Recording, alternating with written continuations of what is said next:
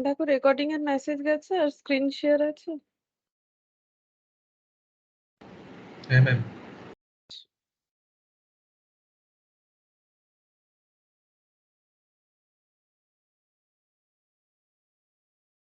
अच्छा देखो, हम लोग जो है ई शॉप पढ़ रहे थे, ठीक है, जिसमें हम लोगों ने कुछ एमसीक्यू क्वेश्चंस जो है वो सॉल्व किया था, ठीक है, और बीच बीच में कुछ पॉइंट आ रहा था जिसकी वजह से हमें थोड़ा सा प्रॉब्लम हो रहा था, ठीक है। तो वो पॉइंट आज हम बता देते हैं, उसके बाद हम लोग फिर से जो है क्वेश्चन वो स्टार्ट करेंगे, ठीक है। तो पहले देखो यहाँ पर हम लोग ई एस पी एस बोल के एक पॉइंट बार बार आ रहा था, वो बताते हैं। सबसे पहले वही वाला पॉइंट बताते हैं कि ईशॉप और ई एस पी एस ये दोनों में फर्क क्या है, ठीक है। तो यहाँ पर हम लिख लेते हैं डिफरेंस बिटवीन ईशॉप एंड ईएसपीएस, ठीक है, ऐसे कॉलम बना लेते हैं।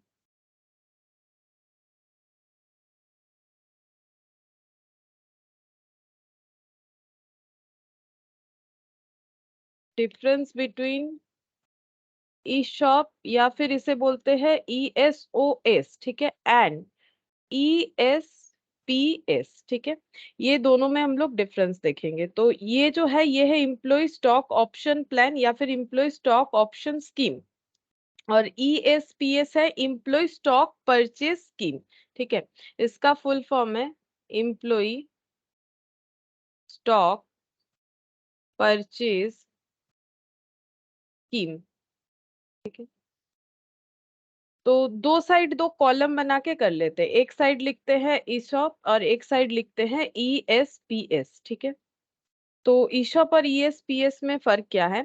तो ईशॉप तो क्या है वो हम लोगों ने डिटेल्स में ही पढ़ा है, जो कि हम लोग का मेन चैप्टर है, लेकिन बीच बीच में ये पॉइंट आ जा रहा है तो ये पता होना चाहिए। तो ईशॉप जो है इसका मतलब एक स्कीम होता है, ठीक है, जिसमें कंपनी जो है ग्रांट देती है एम्प्लॉयज को स्टॉक लेने के लिए, ठीक है, डायरेक्टली या फिर थ्रू ट्रस्ट भी होता है, ठीक है, ट्रस्टी के थ्रू से भी होता है। तो इसका लिख देते हैं eShop means A scheme under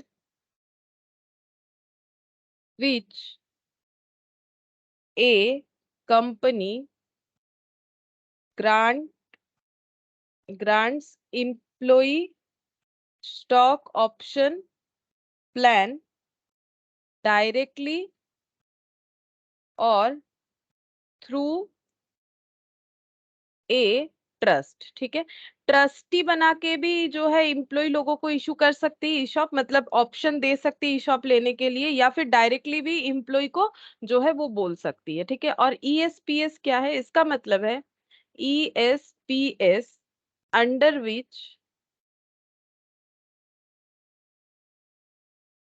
which a company offer shares to employees as part of a public issue. अच्छा, इसमें डिफरेंस क्या है?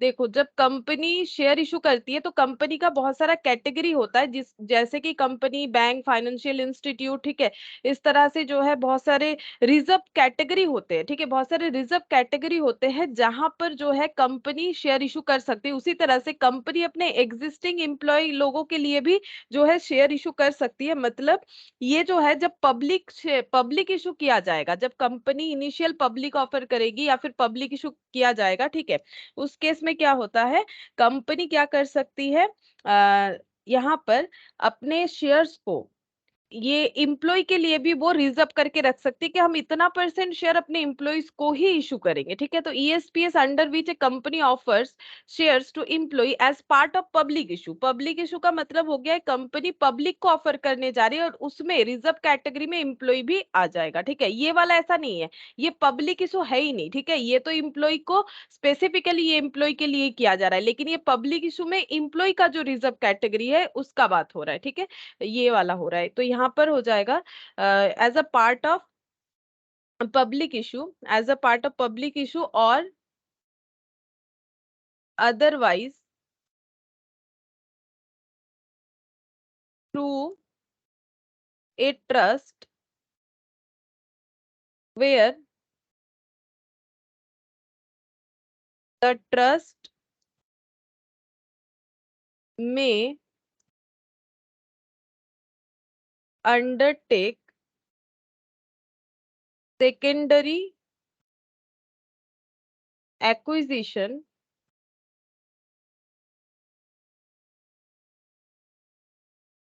for the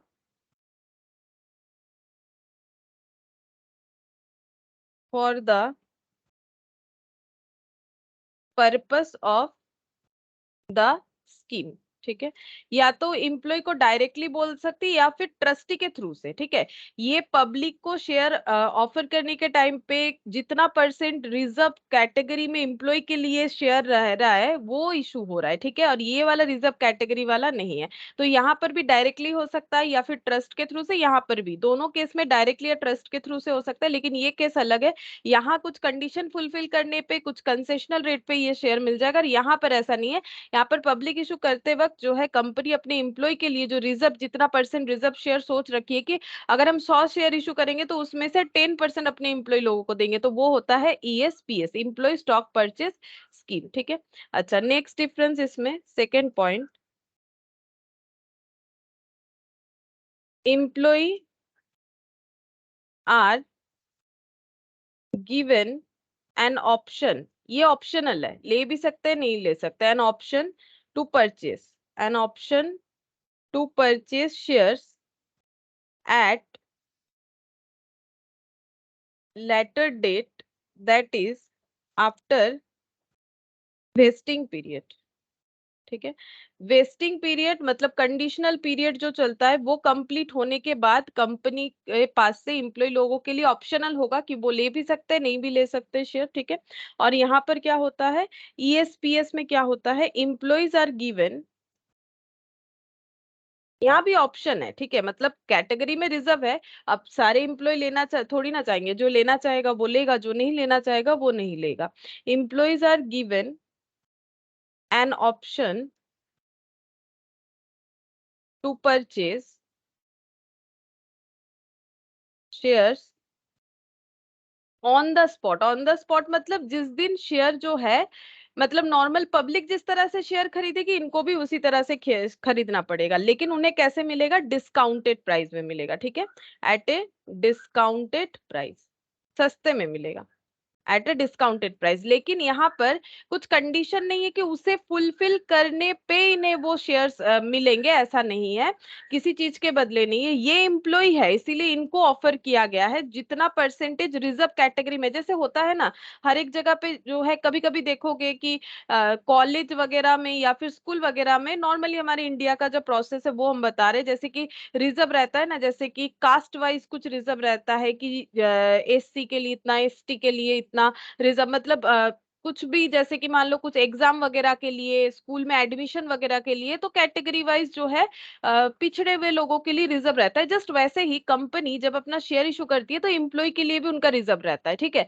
तो उसमें ये वाला पॉइंट वही वाला है कि एम्प्लॉय के लिए जो रिजर्व रहेगा उन्हें डिस्काउंटेड रेट में मिल जाएगा, और जो है ऑन द स्पॉट उन्हें लेना पड़ेगा। ऑन द स्पॉट का मतलब हो गया कि जब बाकी पब्लिक को इश्यू हो रहा है तभी लेना पड़ेगा। यहाँ पर ऐसा कोई कंडीशन वाला बात निकल के नहीं आ रहा है कि कुछ वेस्टिंग पीरियड है, कुछ कंडीशन है, वो फुलफिल करने पे इन्हें मिलेगा, ऐसा नहीं है। ठीक है, अच्छा फिर नेक्स्ट हम लोग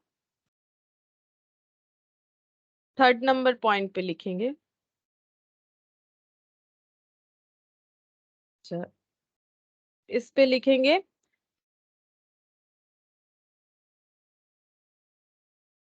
द कंपनी में specify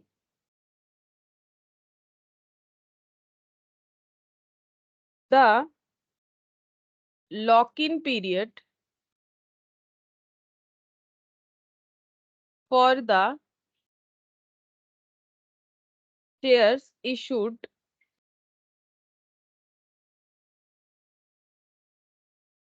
pursuant to the exercise of the option।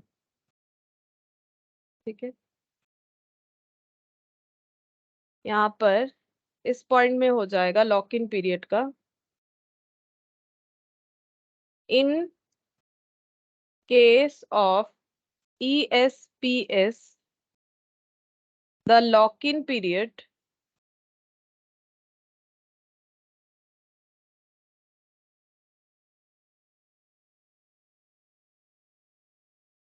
shall be a minimum of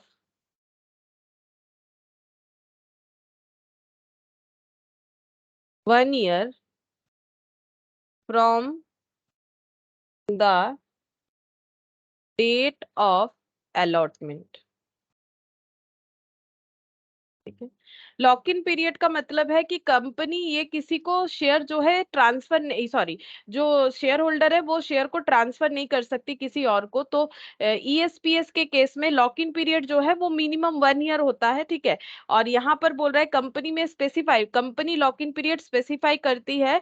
और ये जो है ये डिपेंड करता है कि एक्सरसाइज ऑप्शंस कैसा है। ठीक है। मतलब जैसे कि देखो, वेस्टिंग पीरियड के बाद कंपनी जो है एक्सरसाइज करने के लिए एक्सरसाइज पीरियड भी देती है, तो डिपेंड करता है कि उसके ऊपर लॉक इन पीरियड क्या होगा। तो यहाँ पर नॉर्मली जो है minimum 1 ear lock in period होता है, और इस पीरियड में जो है इम्प्लॉय अपना शेयर किसी और को ट्रांसफर नहीं कर सकता है। ठीक है।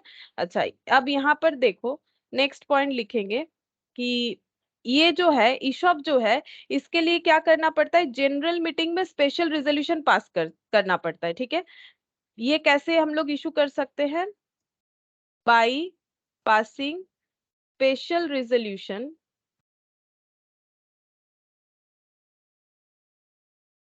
इन जनरल मीटिंग। और इसमें हो जाएगा, ये जो है can be issued as a part of public issue. ठीक है। पब्लिक इशू जब होता है तभी इनको भी मिल जाता है। ठीक है। इसके केस में ये हो गया। अच्छा, और एक चीज बता देते हैं, इनका वोटिंग राइट और डिविडेंड जो है अलॉटमेंट के बाद ही मिल जाता है। ठीक है। वोटिंग राइट मिल जाता है। ठीक है। अगर कुछ डिविडेंड डिक्लेयर है ये भी मिल जाएगा। ठीक है। वोटिंग राइट डिविडेंड जो है can be avail after allotment. जैसे ही अलॉटमेंट हो गया शेयर का, ठीक है, उसके बाद अलॉटमेंट होने के बाद ये लोग शेयर होल्डर हो जाएंगे, और शेयर होल्डर होने पे इन्हें वोटिंग राइट्स, डिविडेंड, ये सारे चीज जो है अवेलेबल हो जाते हैं। लेकिन ईशॉप के केस में ऐसा नहीं होता है। क्यों नहीं होता है? क्योंकि इस कंपनी ने ग्रांट डेट पे बता दिया कि कब जो है शेयर मिलेगा। उसके बाद वेस्टिंग पीरियड कंप्लीट होने के बाद जब इंप्लॉय शेयर खरीदेगा, उसके बाद ही उसे वोटिंग राइट्स वगैरह जो है मिलेगा। ठीक है। तो यहाँ पे वोटिंग राइट्स वगैरह अलॉटमेंट के बाद मिलेगा, लेकिन यहाँ तो अलॉटमेंट होने पे भी ज्यादा टाइम लगता है ना, तो ये भी एक डिफरेंस है। ठीक है। इनको भी वोटिंग राइट्स वगैरह मिलेगा, डिविडेंड वगैरह मिलेगा, लेकिन ये जो है टाइम कंज्यूमिंग होगा। तो ये हम लिखवा नहीं रहे हैं, हम जस्ट एक डिफरेंस बता देते हैं कि इनका वोटिंग राइट्स जिस दिन अलॉटमेंट हुआ तब से स्टार्ट हो जाएगा, बट इनका अलॉटमेंट आने में क्योंकि देरी लगता है, तो इनका वोटिंग राइट्स जो है वो डिविडेंड वगैरह जो है वो इतना जल्दी जो है इनका ये कैटेगरी स्टार्ट नहीं होता है। ठीक है। क्योंकि इनको जो है शेयर्स का अलॉटमेंट वगैरह मिलने में काफी टाइम लगेगा। अच्छा, ये वाला पॉइंट जो है अपने हिसाब से एक बार लिख सकते हो। अच्छा, नेक्स्ट एक चीज हम लोग लिखा सकते हैं कि ये जो ईशॉप है, क्या इसका लिस्टिंग होता है? देखो, ईशॉप का लिस्टिंग होगा कि नहीं होगा वो डिपेंड करता है कि कौन से कंपनी ने जो है ईशॉप इशू किया है। अगर लिस्टिंग कंपनी ने किया है, ठीक है, लिस्टिंग कंपनी ने अगर किया है तो लिस्टिंग जरूर होगा। और अगर अनलिस्टेड कंपनी ने किया है तो लिस्टिंग नहीं होगा। मतलब बेसिकली हम ये कहना चाह रहे हैं कि ईशॉप जो है वो लिस्टिंग कंपनी अनलिस्टेड कंपनी दोनों ही जो है कर सकती है इशू। ठीक है। तो अगर लिस्टिंग कंपनी ने इशू किया है तो लिस्टिंग होगा, शेयर का लिस्टिंग होगा। और अगर अनलिस्टेड कंपनी ने इशू किया है तो नो लिस्टिंग, तो लिस्टिंग नहीं होगा। ठीक है। अच्छा, और इसके केस में क्योंकि ये पब्लिक इशू के थ्रू से होता है तो ये तो लिस्टिंग होगा ही होगा। तो ईएसपीएस का लिस्टिंग जो है वो मैंडेटरी है। ठीक है। ये ऑटोमेटिकली लिस्टिंग तो हो ही जाएगा, क्योंकि ये हम लोग का कौन से कैटेगरी में आता है, ये हम लोग का पब्लिक इशू के थ्रू से हो रहा है, तो इसीलिए यहाँ पर लिस्टिंग इज मैंडेटरी। ठीक है। अच्छा, और यहाँ पर कंपनी जो है अपना प्राइस कुछ कुछ भी रख सकती है। देखो यहाँ पर जो है कंपनी नहीं, ठीक है, उसको लिखने का जरूरत नहीं। चलो, इतना हमारे लिए काफी है कि ईएसपीएस क्या था, क्योंकि काफी क्वेश्चंस में ईएसपीएस ম্যাম लैंग्वेज आ কোনো रहा था। প্রাইভেট কোম্পানিতে মানে যেটা থাকে সেটা 200 এর বেশি তো প্রাইভেট প্লেসমেন্ট করা যায় না, তো এটাও কি তার মধ্যে ইনক্লুডেড থাকে এমপ্লয়ীদের? না, এটা এক্সক্লুডিং থাকে। না, ইনক্লুডিং থাকবে, কারণ এক্সিস্টিং শেয়ার গুলোই তো ওর মধ্যে থেকে ইস্যু করা হচ্ছে, এক্সক্লুডিং থাকবে না, এক্সট্রা করে তো হচ্ছে না। যা আছে তার মধ্যে থেকেই অফার হবে, এক্সক্লুডিং হবে না, ইনক্লুডিংই থাকবে। তার মানে ম্যাম এমপ্লয়ি সবাইকে নিয়ে 200 এর মধ্যে রাখতে হবে। হ্যাঁ হ্যাঁ, সবাইকে নিয়ে ওর মধ্যেই রাখতে হবে। अच्छा, अब नेक्स्ट देखो, और एक पॉइंट बार बार आ रहा था, ये भी हम लोग देख लेते हैं, दैट इज SAR। ठीक है, SAR ये पॉइंट भी बार बार आ रहा था, इसे बोला जाता है stock appreciation right scheme. Stock appreciation right scheme, इसको SAR बोला जाएगा। ठीक है, SAR। जैसे देख सकते हैं हम लोग यहाँ पर हर जगह पे जो हम लोग MCQ कर रहे थे, यहाँ पर ये वाला पॉइंट आ रहा था, दिखा देते हैं।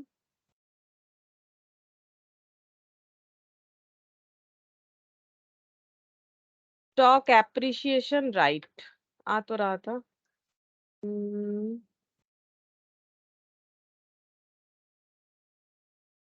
ये बाद में देख लेंगे। स्टॉक एप्रिसिएशन राइट, ठीक है, तो इसमें देखो क्या होता है, नाम से पता चल रहा है स्टॉक एप्रिसिएशन राइट। इसका मतलब क्या हो जाता है कि स्टॉक मतलब शेयर्स, एप्रिसिएशन का मतलब इंक्रीज्ड होना। ठीक है, इंक्रीमेंट या इंक्रीज होना बोल सकते हैं हम लोग। और राइट मतलब हो जाता है अधिकार, और स्कीम ठीक है मतलब एक पॉलिसी।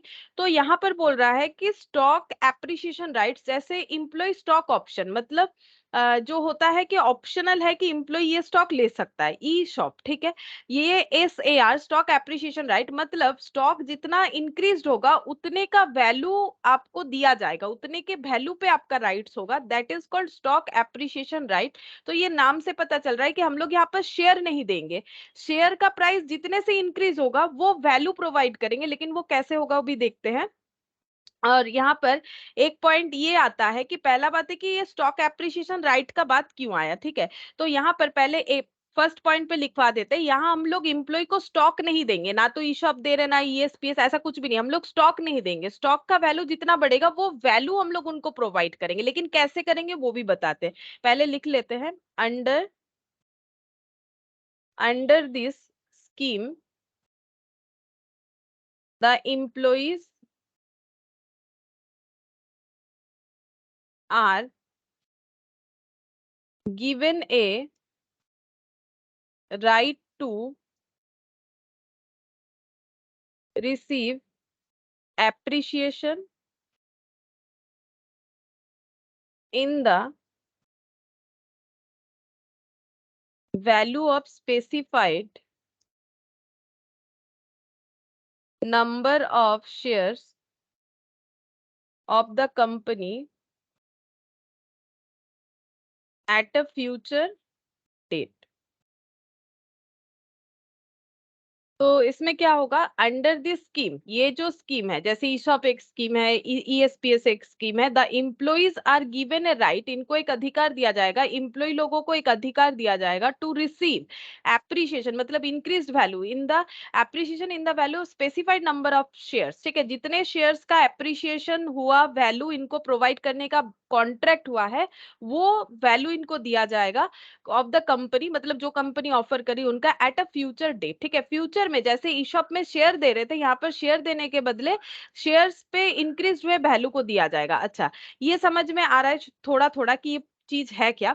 अब ये वाला पॉइंट आता है कि ये ऐसा क्यों स्कीम लाया गया। देखो, जब कंपनी अपना शेयर्स अपने एम्प्लॉय लोगों को एज ए ई शॉप जो है इशू कर रही थी, तो उसमें क्या होता है, कंपनी के जो प्रोमोटर्स हैं उनका होल्डिंग जो है ये कम हो सकता है। ठीक है, जैसे मान लो कि पहले कंपनी ने 100 शेयर्स इशू किया था, ठीक है, उसके बाद मान लो कंपनी ने फिर 100 शेयर्स इशू किया और उसमें से इम्प्लॉय लोगों को ऑफर कर दिया ई शॉप के लिए। अगर ऐसा करती है कंपनी, तो उसमें क्या होगा, प्रोमोटर्स का होल्डिंग जो है कम हो सकता है, या फिर ऐसा भी हो सकता है, मान लो जो इम्प्लॉय लोगों ने ई शॉप लिया और कुछ दिन बाद उस शेयर को बेच दिया मार्केट में। ठीक है, वो होल्ड कर रखे, ऐसा तो जरूरी नहीं है। अब वो होल्डर बन रहे, शेयर होल्डर, अब उनका मर्जी, वो बेचना चाहे बेच सकते हैं, अगर लॉक इन पीरियड में नहीं आ रहा है तो वो जब चाहे बेच देंगे लॉक इन पीरियड के बाद। तो अगर वो बेच देंगे मार्केट में तो क्या होगा, प्रोमोटर का होल्डिंग कम हो जाएगा। तो इसीलिए क्या होता है, जो मतलब शेयर होल्डर्स एक्चुअली है, इंप्लॉय तो बाद में शेयर होल्डर होंगे जब उन्हें ई शॉप मिल जाएगा। ठीक है, जब वो ई शॉप खरीद लेंगे तब वो शेयर होल्डर होंगे। तो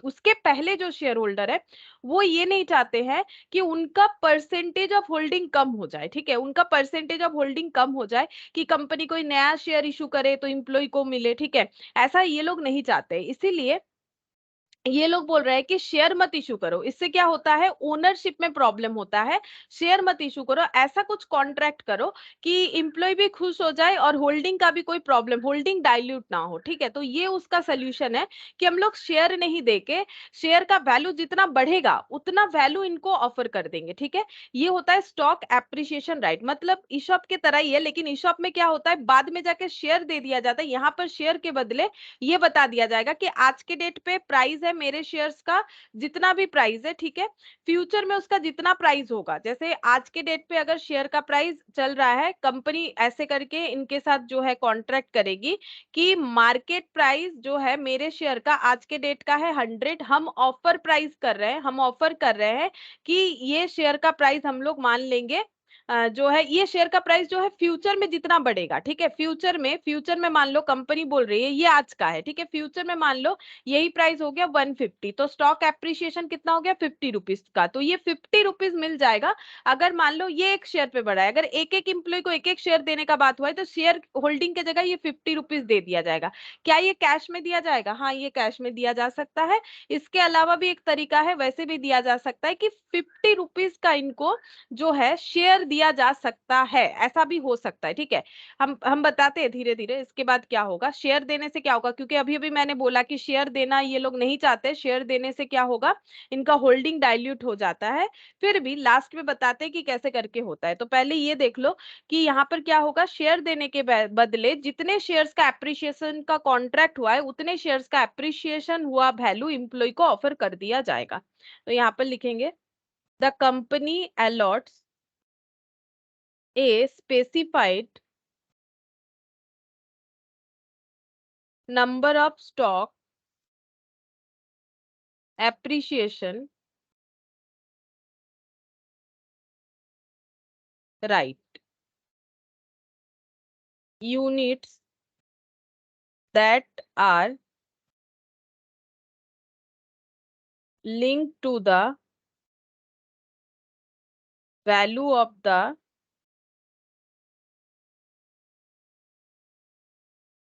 company's shares on the date of allotment। अच्छा, सेकंड पॉइंट क्या बोला है, द कंपनी अलॉट से specified number of stock appreciation right, ठीक है, स्पेसिफाइड नंबर ऑफ मतलब जितना बात हुआ था, ठीक है, एक एम्प्लॉय को 5 शेयर का एप्रिसिएशन देंगे, 6 शेयर का देंगे, जो भी हुआ था, the company allot a specified number of stock appreciation rights units that are linked to the value of the company share on the date of allotment, ठीक है, जितना एप्रिसिएशन होगा उतना वैल्यू एम्प्लॉय को दे दिया जाएगा। बेसिकली इस पॉइंट का मतलब है जितने एम्प्लॉय है सबको कितना कितना स्टॉक एप्रिसिएशन पर इंप्लॉय को कितने सारे स्टॉक पे एप्रिसिएशन वाले वैल्यू डिस्ट्रीब्यूट किए जाएंगे उतना दे दिया जाएगा जिस दिन अलॉटमेंट होगा, ठीक है। तो ये वाला हो रहा है। नेक्स्ट पॉइंट क्या बोल रहा है, on the relevant date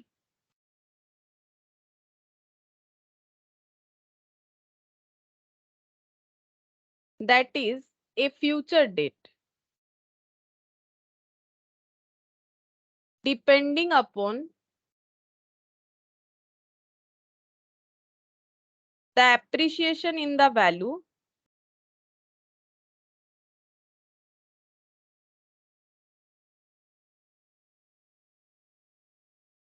in the value of shares which are linked to the SAR units, the employee is paid the appreciation value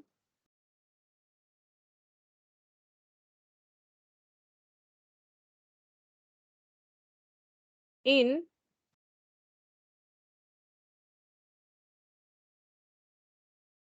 in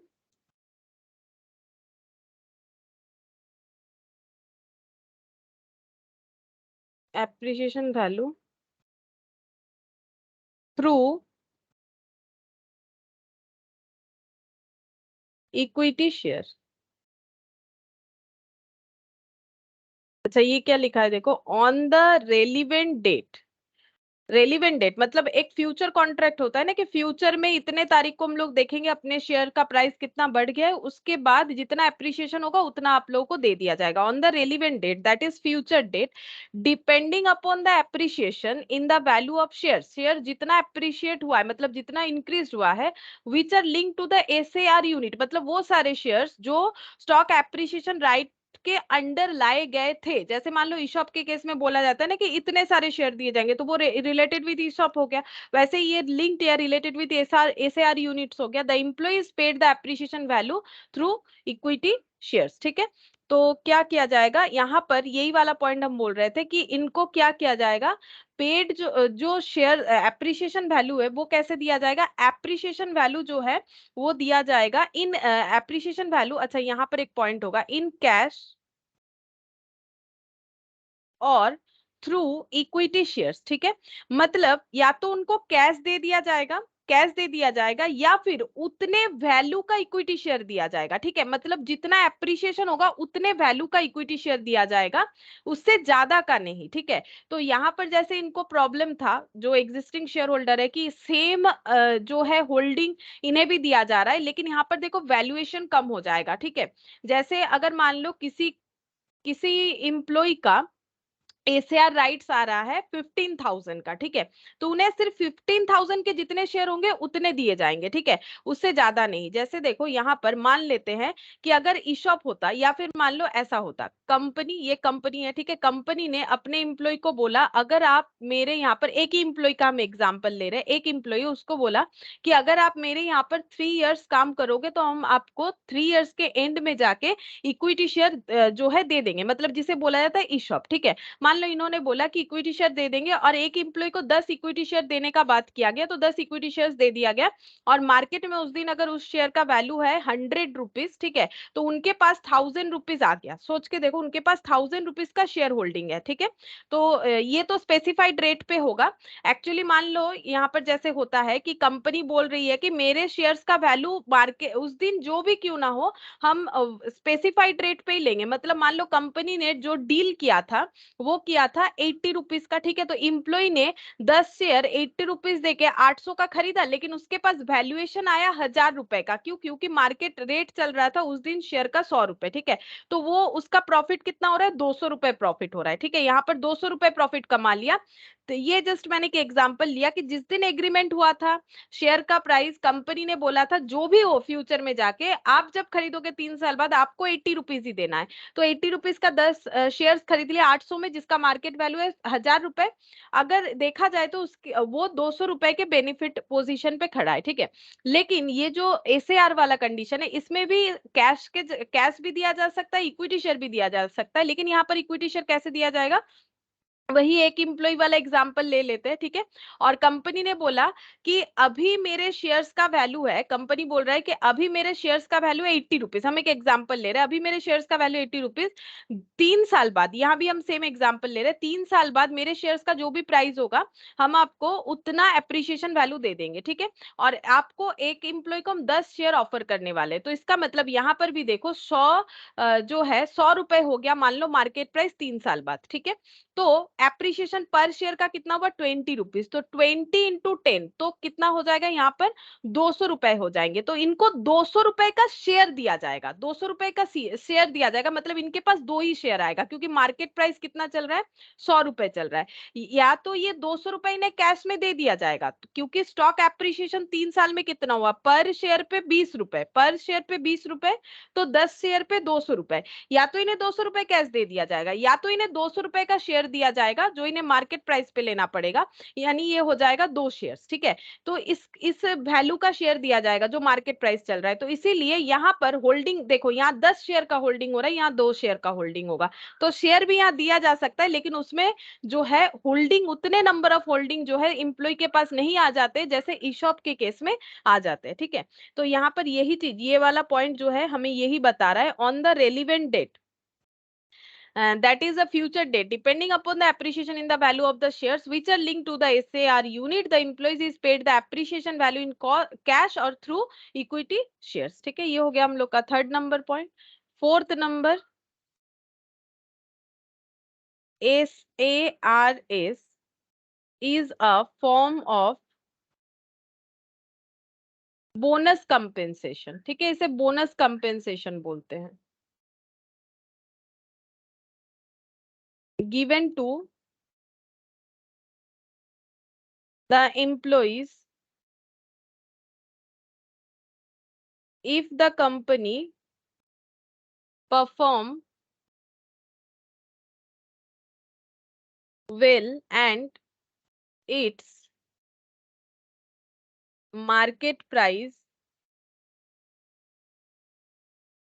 of shares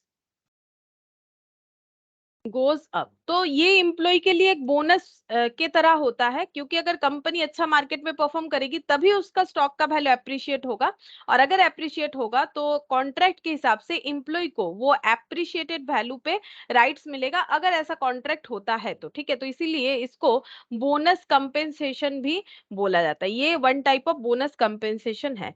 फिर नेक्स्ट हम लोग लिखेंगे द एम्प्लॉय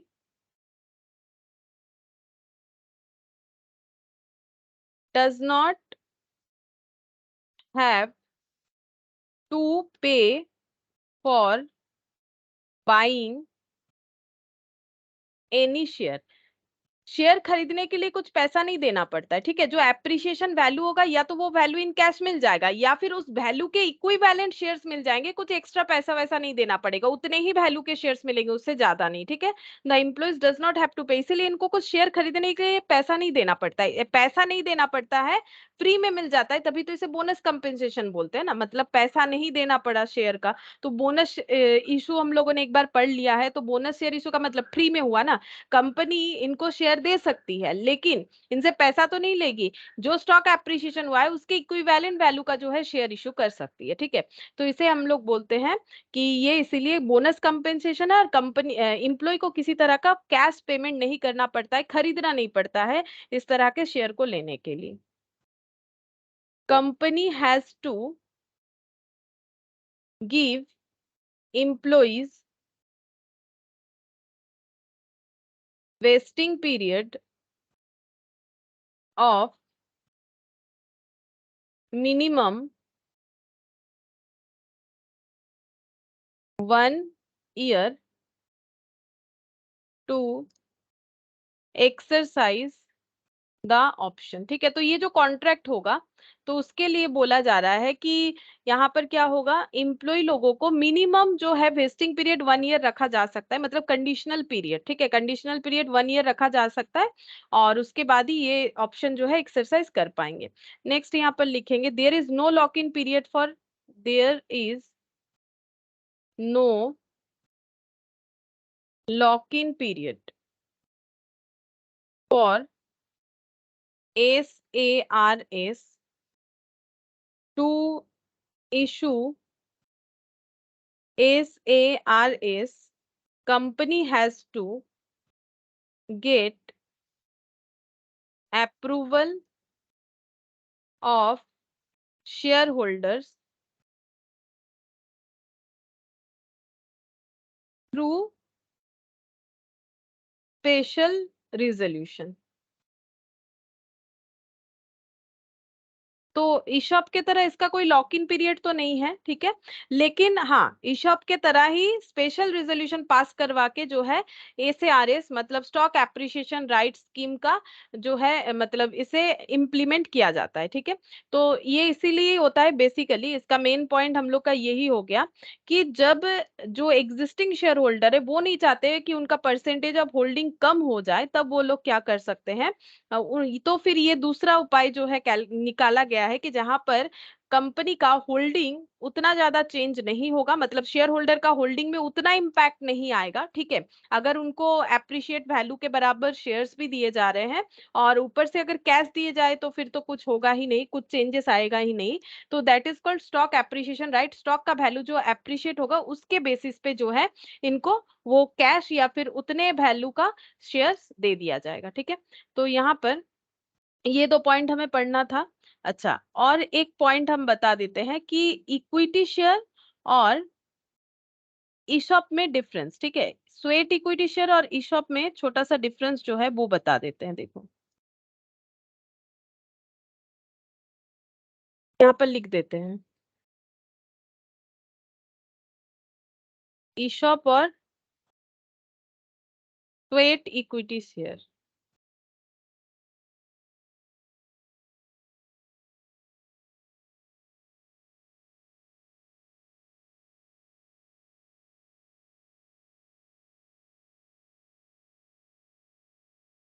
अच्छा, ये वाला जो है, eShop is the option given to companies whole time director, officers or employees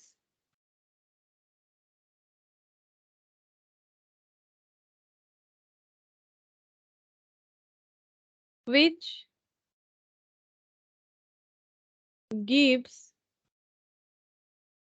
such directors, officer or employees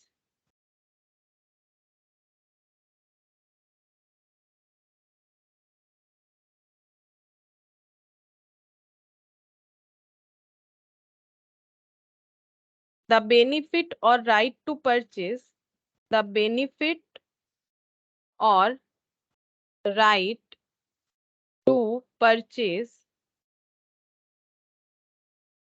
or subscribe at a future date, at a future date, the securities offered by the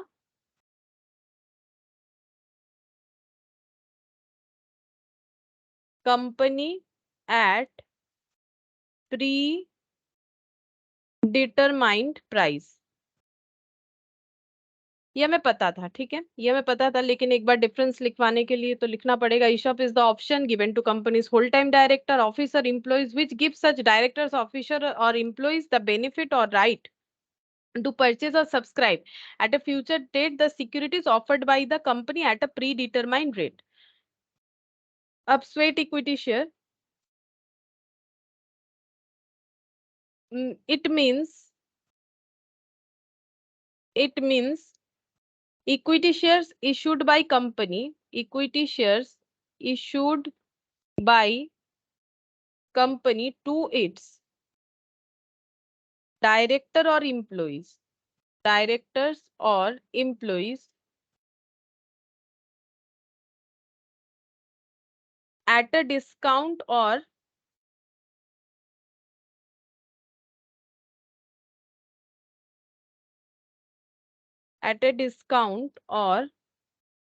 for consideration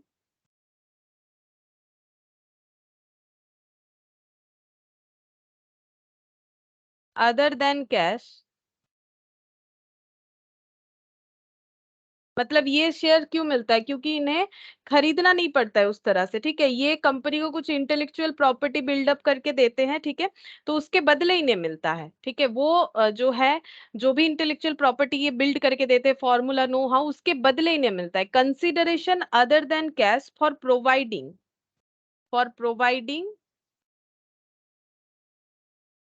no how और making available rights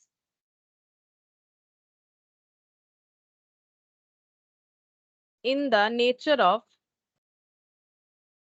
in the nature of intellectual property.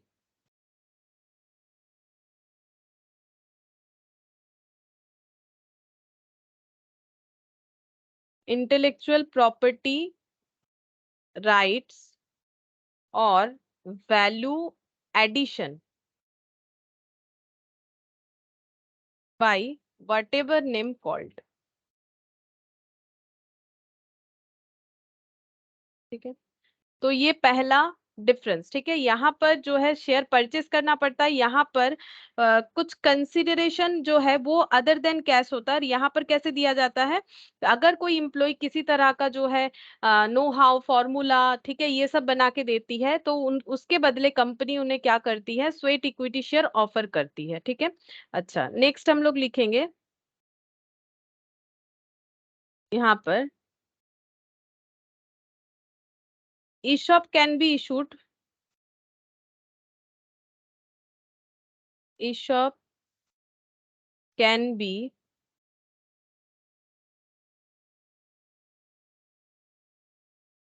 issued with the conversion right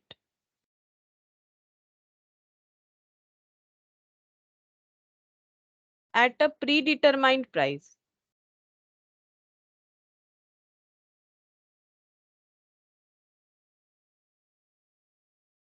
The issue price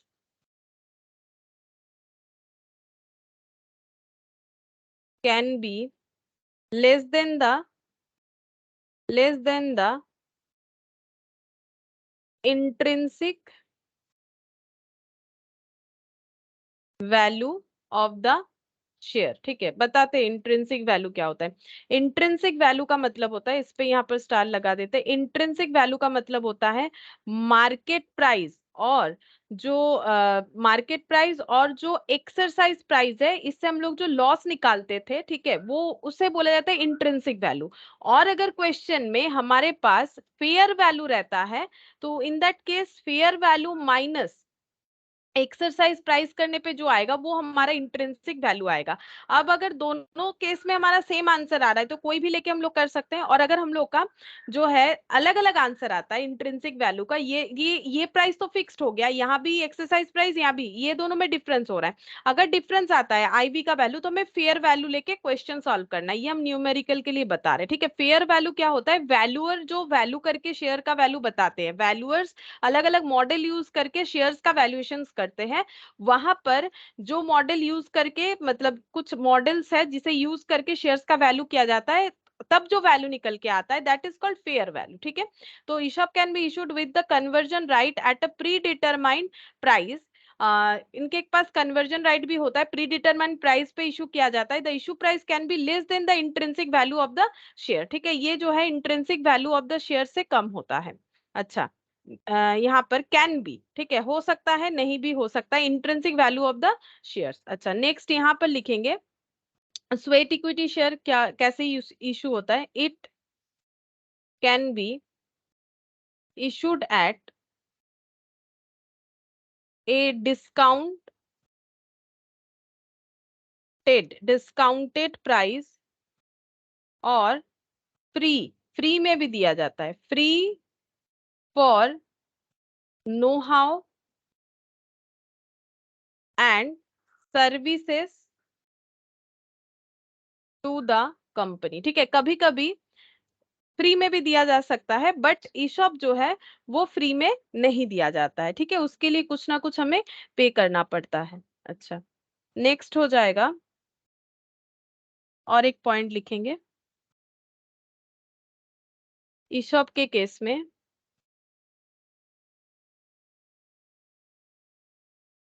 the consideration can B, मतलब जो पैसा देके share लिया जाएगा, the consideration can B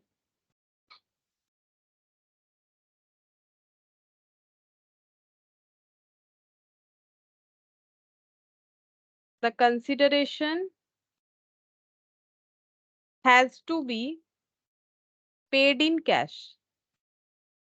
ठीक है, ये वाला ईशॉप के केस में कंसिडरेशन, मतलब जब शेयर खरीदना है पैसे दे के ही खरीदना है, लेकिन स्वेट इक्विटी के केस में क्या होगा, द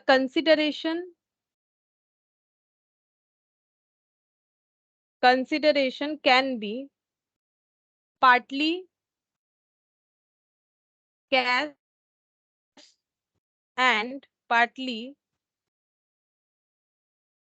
वैल्यू एडिशन और फुल्ली नॉन कैश कंसिडरेशन।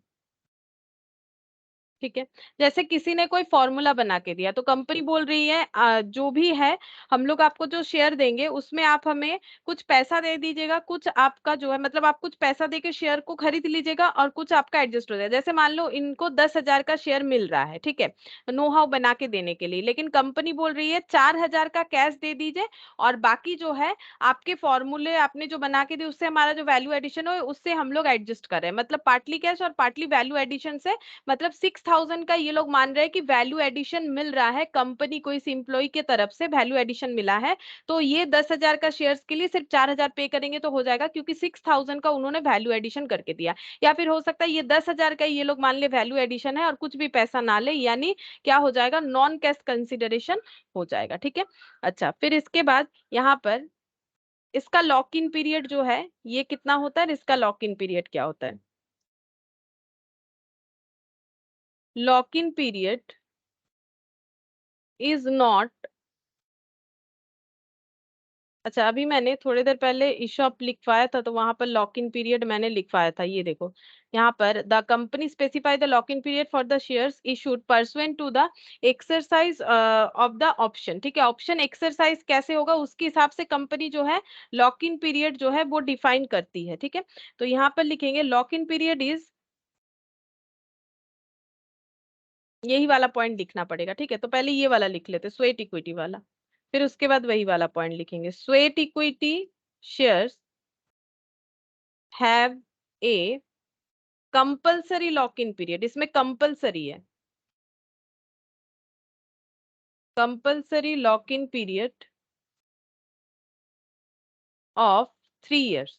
ठीक है, इसमें ऐसा नहीं है, इसमें जो है एक्सरसाइज पीरियड के ऊपर डिपेंड करके लॉक इन पीरियड होता है। तो यहाँ पर क्या लिखेंगे, यहाँ पर लिखेंगे कंपनी में specify the lock in period for the shares issued pursuant to the exercise of the option. ठीक है, तो यही वाला पॉइंट को फिर से लिखना पड़ेगा, तो ठीक है ये लिख लेते हैं,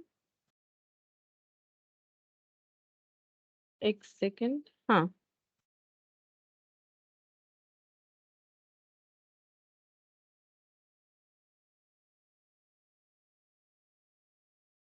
द कंपनी में specify the lock in period, lock in period is ऐसे लिख देते specified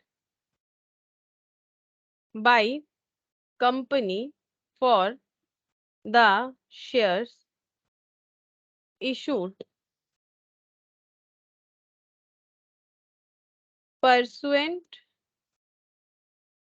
to the exercise of the option, ये कंपनी डिसाइड करती है, लेकिन यहाँ पर लॉ वगैरह के हिसाब से पहले से डिसाइडेड है कि कंपलसरी 3 साल का जो है रेस्ट्रिक्शन यहाँ पर लगवाना पड़ेगा, 3 साल के पहले ये लोग अपने ये शेयर्स होल्डिंग को कहीं पर भी मार्केट में सेल वगैरह नहीं कर सकते। ठीक है, तो ये कुछ पॉइंट था, मैंने जो है मुझे लगा ये थोड़ा सा लिखवा देना चाहिए, हमें पता होना चाहिए ताकि हम लोग क्वेश्चंस को सॉल्व कर पाए। ठीक है, अच्छा अब हम लोग देखते हैं जो लास्ट दिन में हमारा ऐसा कुछ क्वेश्चंस आ जा रहा था जिसमें हमें ऐसा लग रहा था कि शायद प्रॉब्लम हो, हम एक बार रिपीट कर देते हैं। जैसे देखो पहला क्वेश्चन, ज्यादा नहीं, हम लोगों ने 10 क्वेश्चन ही किया था, हम एक बार जस्ट गो थ्रू करवा देते हैं। जैसे पहले बोला था dash means the option given to the whole time director officer और employees of the company which give such director officer और एम्प्लॉइज द बेनिफिट और right to purchase or subscribe. जब भी परचेज या सब्सक्राइब आ रहा है, फ्यूचर डेट का बात आ रहा है, प्री डिटरमाइंड प्राइस का बात आ रहा है, तो आंसर ईशॉप होना चाहिए, एम्प्लॉय स्टॉक ऑप्शन। ठीक है, एम्प्लॉय स्टॉक ऑप्शन होना चाहिए, मतलब ऑप्शन सी होना चाहिए। ठीक है, है, ये डिस्कस हो गया है, एक बार हम फिर से बता देते हैं। विच of the following section of the companies, ये तो सेक्शन वाला पॉइंट था, कौन सा सेक्शन जो है ईसॉप को डिफाइन करता है, सेक्शन 62, ठीक है। उसके बाद यहाँ पर as per section 62 of the companies act 2013 a company can offer shares to employee under a scheme of ESOP by passing, ये था स्पेशल रेजोल्यूशन, ये मैंने लिखवाया हुआ था पहले ही, तो वहां से हम लोगों ने किया था। फिर बोल रहा है listed company can offer various benefit to employee such as ESOP, ESOS और ईएसपीएस, ठीक है। ये लास्ट दिन ईएसपीएस हम लोग डिफाइन नहीं किए थे, तो ये देखो ये पॉइंट आ गया, यहाँ पर बोल रहा है कि लिस्टेड कंपनी जो है वो एम्प्लॉय को अलग अलग बेनिफिट ऑफर कर सकती है, मतलब इसे बोला जाता है शेयर बेस्ड बेनिफिट, जिसमें ईशॉप है, स्वेट इक्विटी है, ईएसपीएस है, ठीक है, और एसएआर है। तो वही बोल रहे हैं इम्प्लॉई, जैसे कि ईएसओएस मतलब ईशॉप ही है ये, इम्प्लॉय स्टॉक ऑप्शन प्लान या इम्प्लॉय स्टॉक ऑप्शन स्कीम, या फिर ESPS employee stock purchase scheme by complying the provisions of the, तो इनको ये सारे चीज करने के लिए कौन कौन से प्रोविजंस फॉलो करने पड़ेंगे, कंपनीज एक्ट तो फॉलो करना ही पड़ेगा, अगर लिस्टेड कंपनी है तो सेबी का रेगुलेशन फॉलो करना पड़ेगा। और नीचे जो पॉइंट 3 है वो शेयर कैपिटल और डिवेंचर से रिलेटेड है, तो यहाँ पर ये वाला पॉइंट नहीं आना चाहिए, तो 1-2 हम लोग का आंसर होगा, मतलब बी, ठीक है, बी वाला ऑप्शन।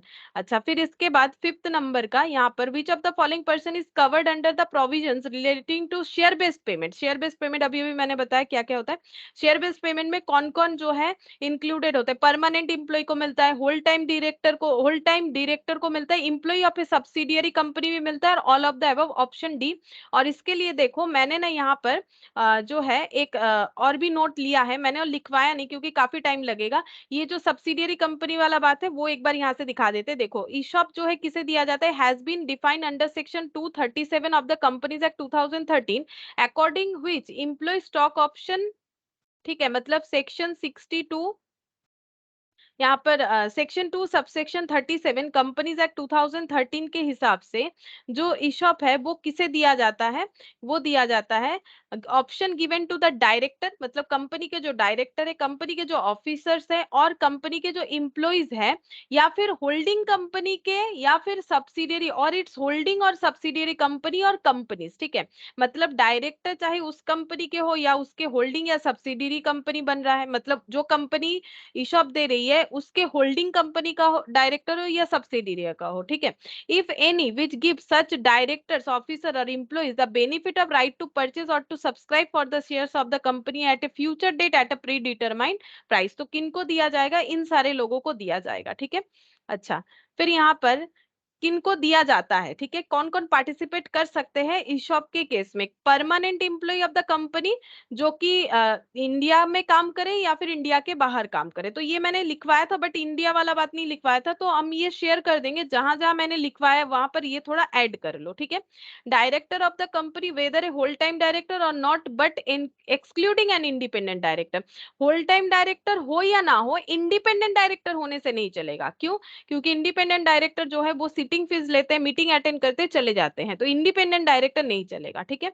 इसके बाद an employee as defined in the points mention above of a subsidiary in India और आउटसाइड, मतलब सब्सिडियरी कंपनी का एम्प्लॉय चाहे वो इंडिया में काम कर रहा हो या फिर इंडिया के बाहर, और ऑफ ए होल्डिंग कंपनी या फिर होल्डिंग कंपनी का, ठीक है, वो भी पार्टिसिपेट करेगा। कौन पार्टिसिपेट नहीं कर सकता है, an employee who is promoter or a person belonging to the promoter group, अगर कोई प्रोमोटर है या प्रोमोटर ग्रुप में बिलोंग करता है, ऐसे एम्प्लॉय को ईशॉप नहीं दिया जा सकता है। या फिर ए डायरेक्टर हु आइदर हिमसेल्फ और थ्रू हिज रिलेटिव और थ्रू बॉडी कॉर्पोरेट डायरेक्टली और इनडायरेक्टली, बस यही वाला है, ठीक है। ये यहाँ पर बोल रहा है, और कैसे लोगों को नहीं दिया जाएगा, ऐसे कोई डायरेक्टर है जो खुद ही या फिर उसके रिलेटिव के थ्रू से, ठीक है, थ्रू बॉडी कॉर्पोरेट डायरेक्टली और इनडायरेक्टली, ठीक है, तो इनको नहीं दिया जाएगा। तो यहाँ पर देखो नेक्स्ट यहाँ पर आते हैं, तो प्रोविजंस बोल रहा है कि रेगुलेशंस मेड बाय सेबी, तो यहाँ पर क्वेश्चन हमारा क्या था, क्वेश्चन था कि कौन कौन जो है शेयर बेस्ड पेमेंट के अंडर कवर होता है, ठीक है। वैसे मैंने तो देखो अभी जो मैंने बताया शेयर बेस्ड पेमेंट नहीं बताया, मैंने सिर्फ ईशॉप का बताया, ठीक है। और शेयर बेस्ड पेमेंट ये वाला भी हम बता देते हैं, देखो शेयर बेस्ड पेमेंट के अंडर कौन कौन कवर होता है ये हम लिखवा देते हैं, ठीक है, इसमें कौन कौन कवर होता है इसका हम लिखवा देते हैं यहाँ पर। SEBI notified that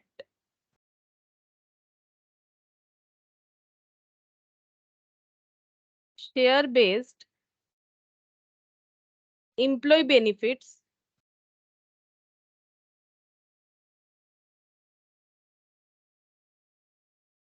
regulation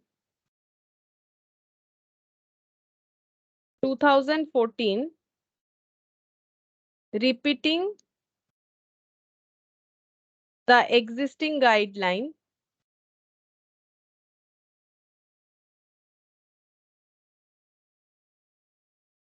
to regulate किनको किनको दिया जाएगा, ईशॉप, ईशॉप इसमें आएगा, ईएसपीएस आ जाएगा, ठीक है, जीईबीएस आ जाएगा, ठीक है, जीईबीएस का मतलब लिखवा देते हैं, ये दोनों तो पता है, जनरल एम्प्लॉय बेनिफिट स्कीम, ठीक है, RBS, retirement benefit scheme, SARS मतलब स्टॉक एप्रिसिएशन राइट स्कीम, ठीक है, ये सारे चीज इसमें इंक्लूडेड होते हैं शेयर बेस्ड पेमेंट में, ठीक है। यहाँ पर हमें पूछा है which of the following person, अब यहाँ पर पूछ रहा है कौन कौन से पर्सन जो है शेयर बेस्ड पेमेंट के अंडर आएंगे, तो कौन कौन से पर्सन आएंगे, जो पर्सन ईसॉप के अंडर आते हैं, जो ईएसपीएस के अंडर आते हैं, जीईबीएस के अंडर आते हैं, एसएआरएस के अंडर आते हैं और आरबीएस के अंडर आते हैं, इनके अंडर जो भी मतलब जैसे ईसॉप किन को इशू कर सकते हैं या फिर ईएसपीएस किन को इशू कर सकते हैं, तो जिनको ये सारी चीज हम लोग इशू कर सकेंगे वही उन्हीं सारे लोगों को हम लोग इसमें इंक्लूड कर सकते हैं। तो परमानेंट इंप्लॉय तो होगा, ठीक है, होल टाइम डायरेक्टर भी होगा, ये दोनों तो हम लोगों ने ईसॉप में ही पढ़ लिया, employee of a subsidiary company अभी पढ़ा, ऑल ऑफ द अबव इसीलिए आंसर हुआ था, ठीक है, ऑल ऑफ द अबव ये आंसर इसीलिए होगा।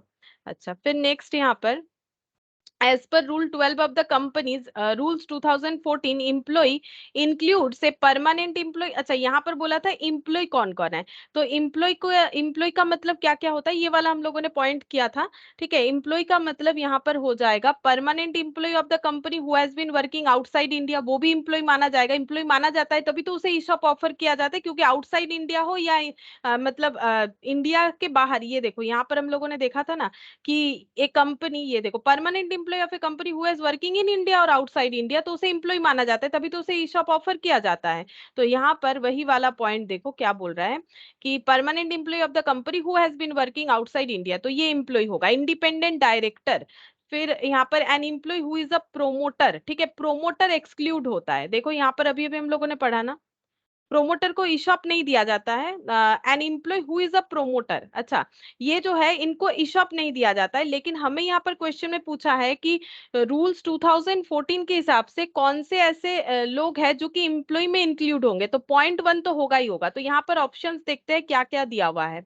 पॉइंट वन ऑप्शन है जहां पर वो ऑप्शंस तो हमारा होगा ही होगा, जैसे ए में तो पॉइंट वन है नहीं तो ये नहीं होगा, बी है, सी है और डी है, ठीक है, तो इसमें से कौन सा होगा, डी वाला ही होगा, permanent employee of the company ये वाला होगा, और डायरेक्टर नहीं, डी वाला नहीं होगा क्योंकि यहाँ पर होल टाइम डायरेक्टर है, an employee who is a promoter director who holds more than 10% of the outstanding equity share of a startup, ठीक है, तो स्टार्टअप का रूल्स भी मैंने लिखवाया था, स्टार्टअप का रूल्स तो मैंने लिखवाया था, तो उसके हिसाब से क्या होगा, यहाँ पर कौन सा आंसर होगा फिर, स्टार्टअप का तो हम लोगों ने लिखा था ना रूल्स ईशॉप इशू करने का, यहाँ पर 6th नंबर वाला हम लोग का इंडिपेंडेंट डायरेक्टर होल्ड इम्प्लॉय में काउंट नहीं होता, अगर इम्प्लॉय में काउंट होता तो इसे जो है इशॉप दिया जाता, ठीक है, इसीलिए पॉइंट टू तो नहीं होगा, पॉइंट ए होगा, ठीक है, an employee who is a promoter, तो प्रोमोटर इम्प्लॉय नहीं है तभी तो उसे इशॉप नहीं दिया जाता है, फिर वो इम्प्लॉय में कैसे इंक्लूड होगा, ये भी नहीं होगा, ठीक है। अच्छा इसके बाद बोल रहा है होल टाइम डायरेक्टर, ठीक है, होल टाइम डायरेक्टर बोल रहा है ये हो जाएगा, ठीक है, और director who holds more than 10% of the outstanding equity share of the startup ये नहीं होगा, ठीक है, इसका मतलब हम लोग का आंसर 1 और 4 होगा, 1 और 4 जो वाला ऑप्शन है वही वाला होना चाहिए, 1 4 तो मुझे कुछ दिखा नहीं, अच्छा D14 है, मुझे लगा 15 है। हाँ तो फिर आंसर डी होगा, ठीक है, आंसर डी होगा। सेवेंथ नंबर का यहाँ पर ये देखो, यहाँ पर बोला है which of the following person can be treated as employee and hence eligible for employee share based payment benefit, ठीक है। तो यहाँ पर देखो वही कौन कौन इम्प्लॉय इंक्लूडेड होगा, मतलब इम्प्लॉय कैटेगरी में कौन कौन आएगा अगर हम लोग शेयर बेस्ड बेनिफिट दे रहे हैं, जैसे कि हम लोग ई शॉप, ESPS, SARS ये सब अगर दे रहे हैं, तो इसमें इम्प्लॉय किनको काउंट किया जाता है, ये पूछा गया है, ठीक है। तो यहाँ पर देखो बोल रहा है रिलेटिव ऑफ द डायरेक्टर, अभी अभी मैंने ईशॉप में दिखाया कि डायरेक्टर के रिलेटिव वगैरह इनको नहीं दिया जाता है, ठीक है। अभी अभी हम लोगों ने यहाँ एक्सक्लूडिंग पॉइंट में अगर देखो तो यहाँ पर दिया है डायरेक्टर के जो रिलेटिव वगैरह है उनको नहीं दिया जाता है, कैन नॉट पार्टिसिपेट, ये देखो यहाँ पर थ्रू हिज रिलेटिव और थ्रू बॉडी कॉर्पोरेट नहीं होता है, ठीक है। अच्छा तो ये वाला नहीं होगा। फिर क्या बोल रहा है टेम्पोररी इम्प्लॉय, ये तो होगा ही नहीं, जो परमानेंट है उन्हीं को दिया जाएगा। इम्प्लॉय ऑफ एसोसिएट कंपनी, ये भी नहीं होता है, एसोसिएट कंपनी के लिए भी नहीं बनता है, तो फिर none of the above answer हुआ था इसीलिए, ठीक है। अच्छा फिर इसके बाद आ, यहाँ पर सेबी, ठीक है, सेबी के जो रेगुलेशन है 2014, इसके हिसाब से कौन कौन से चीज जो है डिस्ट्रीब्यूट किया जाता है, ई शॉप हो जाएगा, ठीक है। यहाँ पर ई शॉप हो जाएगा, अभी अभी मैंने लिखवाया, ई शॉप हो जाएगा, ESPS हो जाएगा, SAR हो जाएगा, GEB अभी लिखवाया, general employee benefit scheme retirement, अभी अभी जो पॉइंट लिखवाया उसके उससे रिलेटेड है ये वाला क्वेश्चन, ठीक है। तो इसका आंसर होना चाहिए ऑल ऑफ द अबव, तो ऑप्शन डी होना चाहिए। और नाइन्थ नंबर का यहाँ पर under the employees are given an option to purchase shares on the spot खरीदा जाता है, दैट इज पब्लिक इशू के थ्रू से जो ESPS दिया जाता है, आज ही मैंने डिटेल्स में बताया, तो ऑप्शन ए हो जाएगा ESPS, ठीक है। अच्छा इसके बाद tenth number under ESPS employees are given an option to purchase share on the spot at a discounted price, special price, discount price या फिर फ्लोर प्राइस, ठीक है। तो इसका आंसर होता है डिस्काउंटेड प्राइस, ठीक है, डिस्काउंटेड प्राइस पे दिया जाएगा, डिस्काउंट प्राइस पे दिया जाएगा, तो ये डिस्काउंट प्राइस जो है आंसर मेरे हिसाब से होना चाहिए, डिस्काउंट प्राइस, ठीक है। ऑप्शन सी हो जाएगा। तो यहाँ तक हम लोगों ने पढ़ा था, जिसमें हम लोगों ने ESPS भी आज क्लियरली पढ़ लिया। फिर यहाँ 11 से देखते हैं, जो कि डिस्कस नहीं हुआ था, under ESOS dash employees are given an option to purchase share at on the spot, नहीं ई शॉप में तो ऑन द स्पॉट नहीं खरीदते हैं, later date that is after vesting period, हाँ ये हो सकता है। रेलिवेंट डेट मतलब क्या, रेलिवेंट डेट मतलब रेलिवेंट किसके हिसाब से, जब वेस्टिंग पीरियड कंप्लीट होगा, जो फ्यूचर में सोचा गया है आफ्टर वेस्टिंग पीरियड। और यहाँ पर क्या दिया है later date that is after the end of the accounting year, नहीं ऐसा कुछ नहीं होता है, तो ऑप्शन बी हो जाएगा, later date that is after vesting period. अच्छा फिर क्वेश्चन नंबर 12 देखो, shares to be issued under ESOS can be issued as a part of public issue, नहीं पब्लिक इशू के पार्ट में ESPS होता है, ESOS नहीं होता है। हैज नो वेस्टिंग पीरियड, नहीं ये तो कंडीशनल है, इसमें वेस्टिंग पीरियड होगा ही होगा, इसमें वेस्टिंग पीरियड नहीं होता है, ठीक है। या फिर स्वेट इक्विटी में वेस्टिंग पीरियड नहीं होता है। Has to be approved separately by the company in general meeting by passing a special resolution, इसे अलग से अप्रूव करवाना पड़ता है, अगर ईशॉप देना है तो स्पेशल रेजोल्यूशन पास करवा के जनरल मीटिंग में, हाँ ये वाला सही है। ऑप्शन सी मुझे लगता है आंसर होगा, एक बार डी भी देख ले, तो ऑल ऑफ द अबव बोला नहीं, ऑप्शन सी आंसर होना चाहिए। फिर क्वेश्चन नंबर 13 में देखते हैं, dash means the price if any payable by the employee for exercising the option और SAR ग्रांटेड टू हिम, बोल रहा है कि कौन से प्राइस में, dash means the price if any payable by the employee for exercising, employee को अगर पे करना पड़ रहा है एक्सरसाइजिंग द ऑप्शन और SAR ग्रांटेड टू हिम, जो ऑप्शंस उसे दिए गए या फिर जो स्टॉक एप्रिसिएशन राइट्स उसे दिए गए हैं, उसको लेने के लिए अगर कोई प्राइस वो पे कर रहे हैं, तो उसे कौन सा प्राइस बोला जा सकता है। तो उसे हम लोग मार्केट प्राइस तो नहीं बोल सकते, फेयर प्राइस भी नहीं बोल सकते, ऑफर प्राइस, तो इसे हम लोग बेसिकली एक्सरसाइज प्राइस बोलेंगे, ठीक है। एक्सरसाइज प्राइस वो प्राइस होता है जिसपे एम्प्लॉय जो है पे करके लेता है, जैसे कि ईसॉप के केस में तो इसे एक्सरसाइज प्राइस बोलते ही बोलते हैं, ठीक है। यहाँ पर और SAR दे दिया है, SAR के केस में क्या होता है, SAR के केस में उन्हें कैश मिल जाता है जितना स्टॉक एप्रिसिएशन होता है, या फिर उसके बदले में उतने सारे इक्विटी शेयर्स मिल जाते हैं, लेकिन उन्हें कोई प्राइस बेसिकली पे नहीं करना पड़ता, ठीक है। यहाँ लैंग्वेज में ऐड ऑन कर दिया है SAR को, क्योंकि शेयर बेस्ड बेनिफिट के लिए इसे ऐड कर दिया, बट बेसिकली देखो तो ये एक्सरसाइज प्राइस जो है ये ईशॉप के लिए ही एप्लीकेबल होता है, तो ऑप्शन के हिसाब से हमें आंसर देना चाहिए एक्सरसाइज प्राइस। 14th नंबर में देखो, dash means the process by which the company issue options, SAR, shares or any other benefit under any of the scheme. बोल रहा है कि कौन से प्रोसेस के थ्रू से कंपनी जो है ऑप्शंस मतलब ईशॉप इशू करती है, स्टॉक एप्रिसिएशन राइट्स इशू करती है या शेयर्स इशू करती है और एनी अदर बेनिफिट या फिर जैसे कि स्वेट इक्विटी शेयर, इस तरह का बेनिफिट जो है कंपनी इशू करती है, ये कौन से प्रोसेस के थ्रू से। तो option grant, option exercise, appreciation. तो देखो, ऑप्शन का मतलब होता है जो है नंबर ऑफ शेयर्स, ठीक है। ऑप्शंस का मतलब होता है नंबर ऑफ शेयर्स, जितने शेयर्स जो है ऑप्शंस के रूप में दिए जाएंगे। एक्सरसाइज मतलब एक्सरसाइज करना, कितने सारे ऑप्शंस ले रहे हैं, शेयर ले रहे हैं, दैट इज एक्सरसाइज। या फिर एक्सरसाइज प्राइस मतलब कितने रुपए दे के ले रहे हैं, ठीक है, ये एक्सरसाइज होता है, ये कोई प्रोसेस नहीं है। तो ये भी प्रोसेस नहीं है, ये भी नहीं है। एप्रिसिएशन मतलब वैल्यू इंक्रीज होना, जो कि एसएआर के केस में लगता है। ग्रांट, ग्रांट जो है ये क्या होता है, ग्रांट मतलब कंपनी क्या कर रही है, शेयर के साथ साथ कुछ ग्रांट दे रही है, और ग्रांट में क्या दे रही है, ईशॉप दे रही है, एसएआर दे रही है। तो ग्रांट मीन्स द प्रोसेस, ठीक है, यहाँ पर आंसर ग्रांट होना चाहिए इसीलिए। फिर क्वेश्चन नंबर 15 देखो, एक कंपनी में implement share based employee benefit scheme. Share based employee benefit scheme company कैसे दे सकती है, डायरेक्टली दे सकती है, ट्रस्ट रूट, आइदर ए और B, neither A nor B. तो आज ही हम लोगों ने पढ़ा, मैंने जब डिफरेंस लिखवाया तब लिखवाया है। देखो, कंपनी क्या कर सकती है, ट्रस्ट रूट के थ्रू से भी, जैसे कि मैंने आज स्टार्टिंग में ही जब लिखवाया ये वाला, यहाँ पर है पॉइंट, ठीक है। यहाँ पर अगर देखोगे तो मैंने यहाँ लिखा है कैसे करके कंपनी डायरेक्टली और थ्रू ट्रस्ट रूट, ठीक है, यहाँ पर भी वही होता है। तो इसीलिए ये आंसर जो है डायरेक्टली और ट्रस्ट रूट दोनों होगा। तो आइदर ए और बी, या तो ट्रस्ट रूट के थ्रू से या तो डायरेक्टली, ठीक है। तो ऑप्शन सी हम लोग का आंसर होना चाहिए। क्वेश्चन 15 का आंसर हो जाएगा ऑप्शन सी। अच्छा, फिर क्वेश्चन नंबर 16 आ गया। अच्छा, इसमें देखो क्या बोला है क्वेश्चन नंबर 16 में, on 1/4/2019 a company offered 300 shares to each of its 1200 employees at 75 per share। 1/4/2019 में कंपनी ने ऑफर किया है 300 shares to each of its 1200 employees, 1200 employee को एट 75 पर शेयर करके, 75 पर शेयर करके, मतलब ये हो गया exercise price. The employees are given a month to accept the shares, ठीक है, शेयर एक्सेप्ट करने के लिए इनको 1 मंथ टाइम दिया गया है, मतलब वेस्टिंग पीरियड 1 मंथ है। The share issued under the plan shall be subject to lock in to transfer for 3 years from the grant date, ठीक है।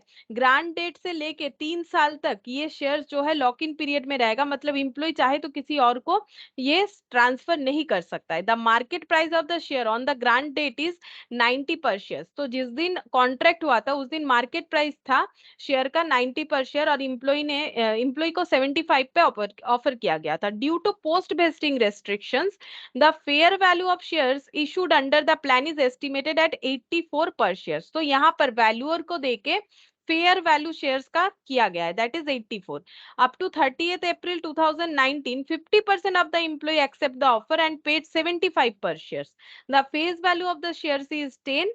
expense to be recognised in the year 1920। 1920 में कितना जो है एक्सपेंसेस रिकॉग्नाइज्ड होगा, ये हमें पूछा गया है, ठीक है। तो देखते हैं कितना होगा।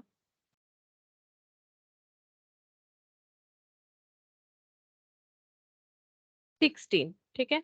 यहाँ पर क्या क्या बोला है, कंपनी ने ऑफर किया है 300 शेयर्स, ठीक है, offer 300 shares, 300 shares to each of its 1200 employee, ठीक है। तो 300 शेयर्स ईच फॉर 1200 एम्प्लॉइज, एक एक जन को 300 करके शेयर्स इशू किया जाएगा। अच्छा, और जो है प्राइस जो है वो है 75 पर शेयर, मतलब एक्सरसाइज प्राइस 75 है। The employees are given a month to accept the share, 1 month के अंदर एक्सेप्ट करना पड़ेगा ऑफर को, मतलब ये अगर 1 अप्रैल है तो 30th अप्रैल के अंदर ये शेयर्स को एक्सेप्ट करना पड़ेगा।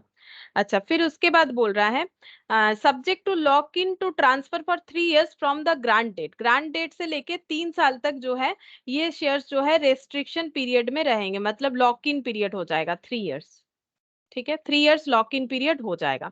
The market price of shares on the grant date is 90 per share. तो इस दिन मार्केट प्राइस जो था वो है 90 पर शेयर।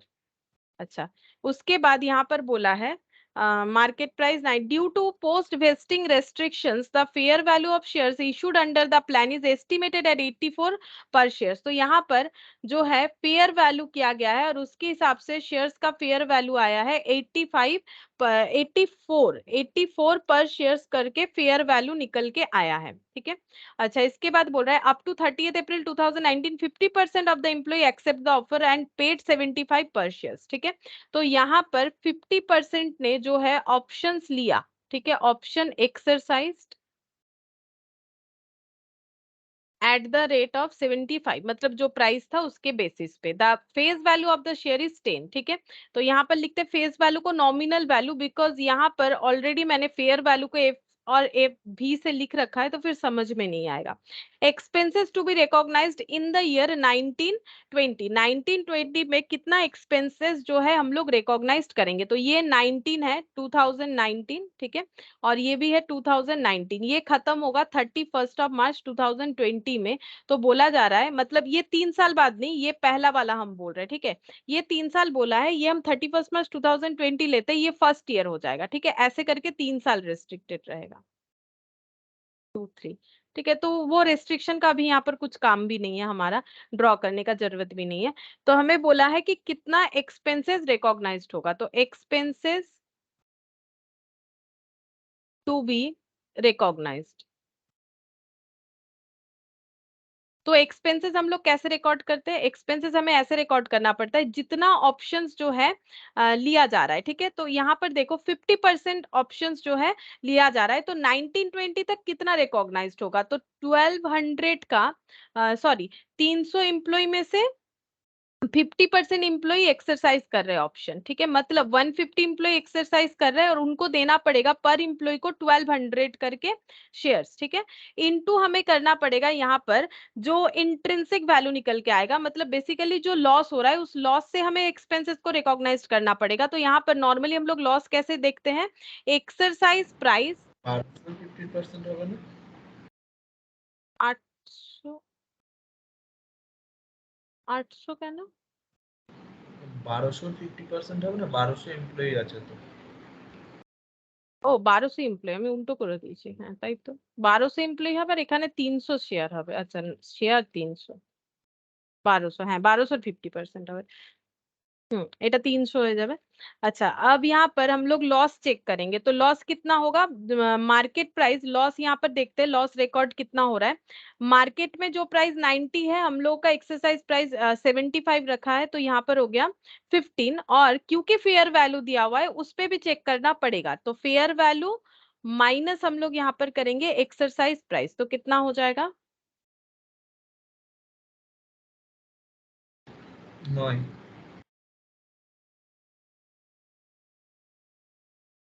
9, 9 हो जाएगा। अगर ये दो अलग अलग आता है तो हमें फेयर वैल्यू वाला ऑप्शन लेना चाहिए क्वेश्चन करने के लिए। ठीक है, ये रूल्स है, तो हम लोग फेयर वैल्यू वाला ले लेंगे इंटू 9। अच्छा, तो कितना हो रहा है ऑप्शंस, मतलब कितना हो रहा है 16 লাখ एक्सपेंस? 20,000। मतलब ऑप्शन के साथ देख लेते हैं।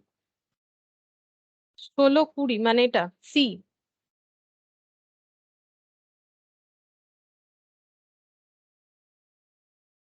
हम्म, तो यहाँ पर 16 लाख 20 यानी कि ऑप्शन सी आ जाएगा। ठीक है। अच्छा, फिर क्वेश्चन नंबर 17।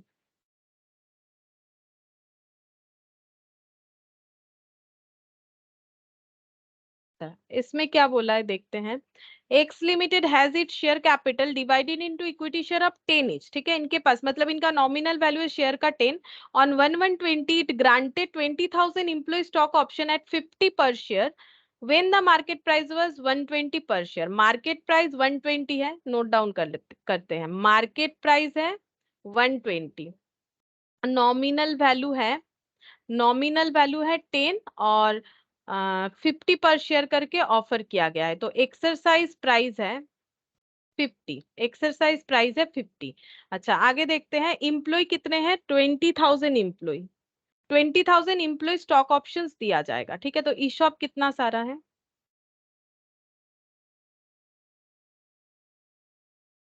अच्छा, when the market price 120, the options were to be exercised between 15th March से लेके 31st March, the employees exercise their option for 16,000 shares only and the remaining option lapsed. ठीक है, तो exercised हुआ है 16,000, तो बाकी lapsed हो गया, तो lapsed कितना हो रहा है 20,000 माइनस 16,000, 4,000 जो है ये लैप्स हो गया. The company closes its books on 31st March every year. Company 31st March को बुक्स क्लोज कर देती है. Which of the following is correct? ठीक है, कौन सा ऑप्शन करेक्ट है? No entry is passed when stock options are granted to employees, hence no entry will be passed on 1120. तो 1120 अगर ग्रांटेड है तो इस दिन तो कोई एंट्री पास नहीं होगा, क्योंकि इस दिन सिर्फ जो है कॉन्ट्रैक्ट होता है. ठीक है, पहला एंट्री पास होता है पहला एक्सपेंस रिकॉग्नाइज्ड करने के साथ साथ. तो 1120 में तो कोई एंट्री पास नहीं होने वाला. जिस दिन जो है ऑप्शन जो है कितना दिया जाएगा नहीं दिया जाएगा उसका जो है मतलब डिटेल्स जो है लिया जाता है. ठीक है, तो इसका मतलब ये होता है एग्रीमेंट डेट, और इस डेट पे किसी तरह का एंट्री नहीं होगा. तो ये तो मुझे सही लग रहा है. ठीक है, ये जो ऑप्शन है ये सही लग रहा है. उसके बाद देखते हैं फिर क्या बोला है.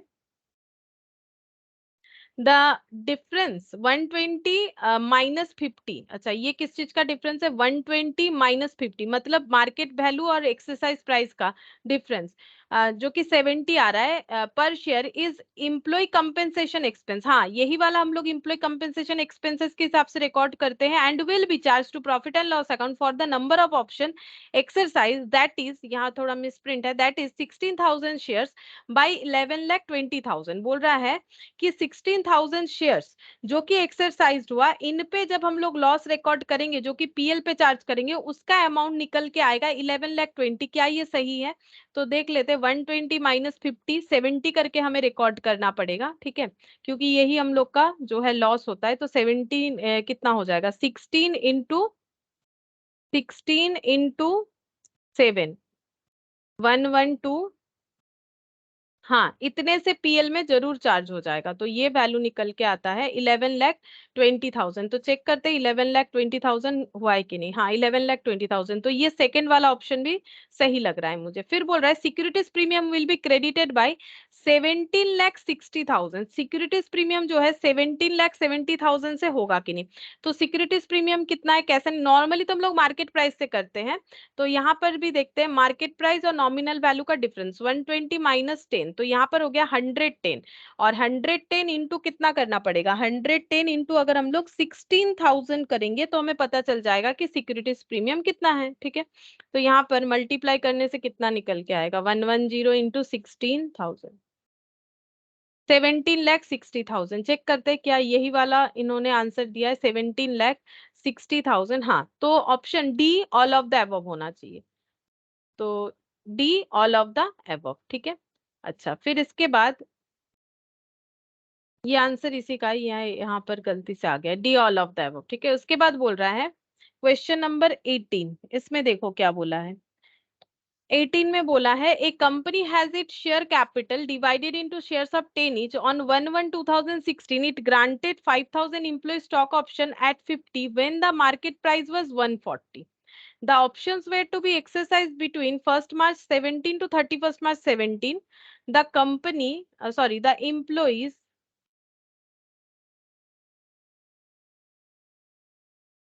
the employees exercise their options for 4,800 shares only. The remaining options lapsed. How much amount will be transferred from employee compensation account to profit and loss account? ठीक है, तो देखते हैं कैसे कैलकुलेट होगा.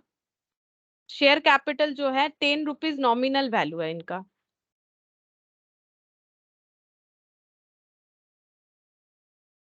नॉमिनल वैल्यू है 10 रुपीज.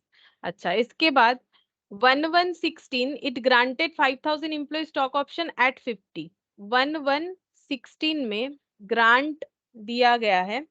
ग्रांट जो है वो 5,000 ऑप्शन ईसॉप का है. मार्केट एक्सरसाइज प्राइस 50 पे. अच्छा, आगे पढ़ते हैं. When the market price was 140. Market price है 140. अच्छा, उसके बाद the options were to be exercise between 1st March 17 to 31st March 17, मतलब 1 मंथ के अंदर एक्सरसाइज कर लेना। The employee exercise the option for 4800 shares only, तो एक्सरसाइज हुआ है, एक्सरसाइज 4800, तो लैप्स कितना हुआ है, लैप्स्ड हो गया है 200, क्योंकि 5000 से 4800 ही जो है एक्सरसाइज हुआ, 200 लैप्स हो गया। The remaining option lapse, how much amount will be transferred from employee compensation expense to PL, कितना हम लोग पीएल में ट्रांसफर करेंगे, ठीक है। तो पीएल में कितना ट्रांसफर करेंगे वही हमें कैलकुलेट करके देखना पड़ेगा। तो पीएल में हम लोग उतना ही ट्रांसफर करेंगे जितना हम लोग का लॉस हो रहा है, तो लॉस पर शेयर पे कितना होगा, 140 माइनस 50, ठीक है। और जितने एक्सरसाइज हुए हैं उतना ही, देखो जिन्होंने ऑप्शन लिया नहीं उस पे तो कंपनी का कोई लॉस नहीं हुआ ना, क्योंकि कंपनी को कम में शेयर नहीं देना पड़ा, जिन्होंने शेयर लिया उसी की वजह से कंपनी का जो भी लॉस होना है वो हो रहा है, ठीक है। तो 140 माइनस 50, 90 इंटू 4800, तो यहाँ पर आ गया 4,32,000, ठीक है, 4,32,000। तो इसके यहाँ पर आंसर आएगा 4,32,000, हाँ ऑप्शन में है 4,32,000, ठीक है। तो ये हम लोग का आंसर हो जाएगा। फिर देखो क्वेश्चन नंबर 19,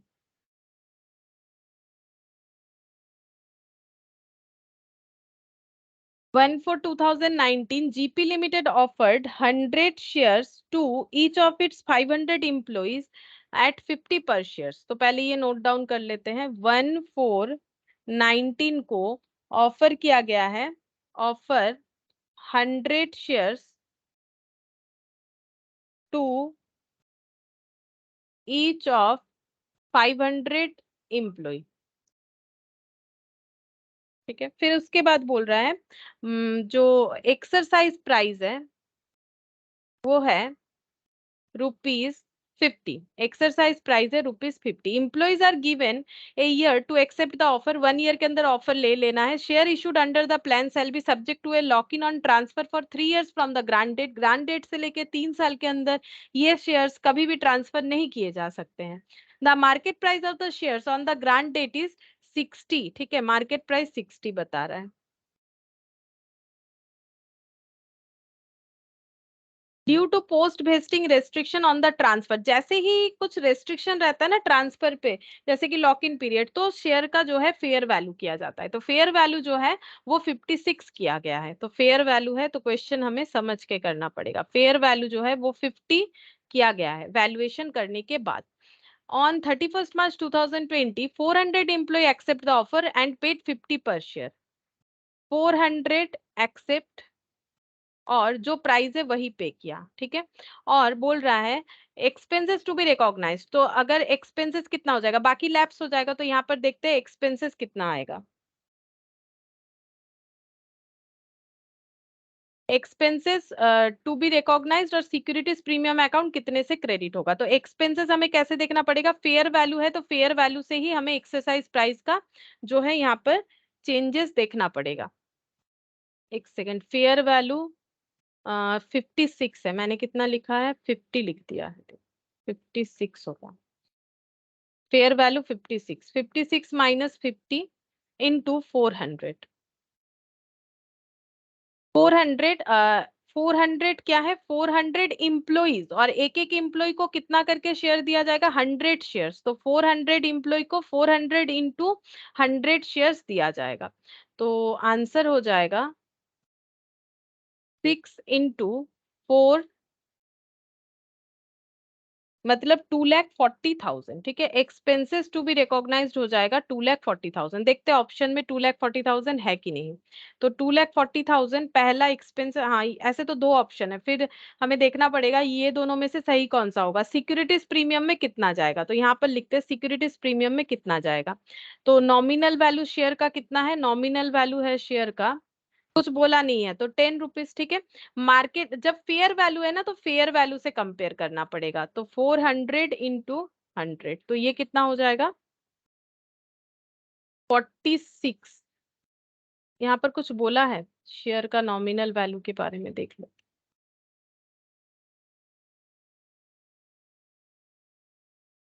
नहीं, कुछ बोला तो नहीं है। सिक्योरिटीज प्रीमियम में फिर इतना ही जाएगा, ठीक है, 10 रुपए मानना पड़ेगा। तो 46 into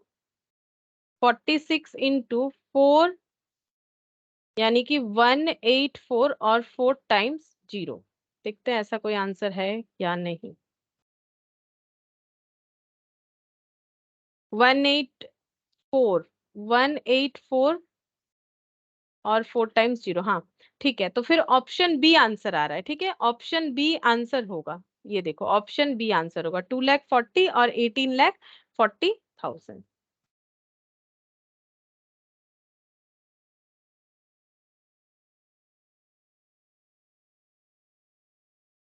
A company has its share capital divided into shares of 10 each, ठीक है, मतलब नॉमिनल वैल्यू जो है वो 10 है। 1/4/2018 it granted 5,000 shares as employee stock option at 40 per shares when the market price was 130 per share. The option were to be exercised between 16/12/2018 and 15th of March 2019. The employees exercised option for 4,500 shares only. The remaining option left, which of the following is correct? तो यहाँ पर ना बहुत सारे entry दे दिया है, तो हमें बेसिकली सारा ही एंट्री दे दिया है कि जब ऑप्शन एक्सरसाइज होगा तो कैसा एंट्री जो है हमारा पास होगा, उसके हिसाब से कौन सा ऑप्शन करेक्ट है, तो हम लोग एंट्री पास करते हैं, ठीक है। तो जब ऑप्शन एक्सरसाइज होगा तो इसका मतलब इम्प्लॉय जो है शेयर खरीद रहा है, तो कंपनी के पास पैसा आएगा, ठीक है। बैंक अकाउंट डेबिट, हम लोग पहला वाला क्वेश्चन भी वैसे कर सकते हैं। To, equity share capital, to, अगर सिक्योरिटीज प्रीमियम है, सिक्योरिटीज प्रीमियम आ जाएगा, तो कंपनी के पास कितना पैसा आएगा।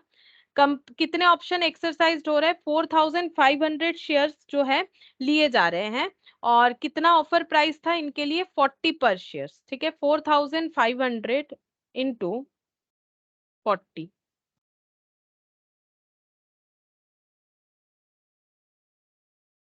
ये इतना हो जाएगा, ठीक है। 1,80,000 जो है पैसा आ रहा है। इक्विटी शेयर कैपिटल कितने से हम लोग क्रेडिट करेंगे, ये 10 रुपीज से ही करेंगे, नॉमिनल वैल्यू से होता है, तो 4,50,000, सॉरी 45,000। सिक्योरिटीज प्रीमियम कितना हो जाएगा, 4,500 into securities premium nominal value है 10, और यहाँ पर मार्केट प्राइस चल रहा है 130, यानी यहाँ पर हो जाएगा 120, ठीक है, 120 इंटू 4,500, तो 5,40,000, ठीक है, 5,40,000। और यहाँ पर जितने अलॉटमेंट हो गए उतने के एम्प्लॉय कंपेंसेशन हमारा रिवर्स हो जाएगा। एम्प्लॉय कंपेंसेशन एक्सपेंस, ठीक है, उतना रिकॉग्नाइज्ड हो जाएगा, तो 4,500 इंटू, तो लॉस जितने का हो रहा है 130, और यहाँ पर 130 माइनस 40,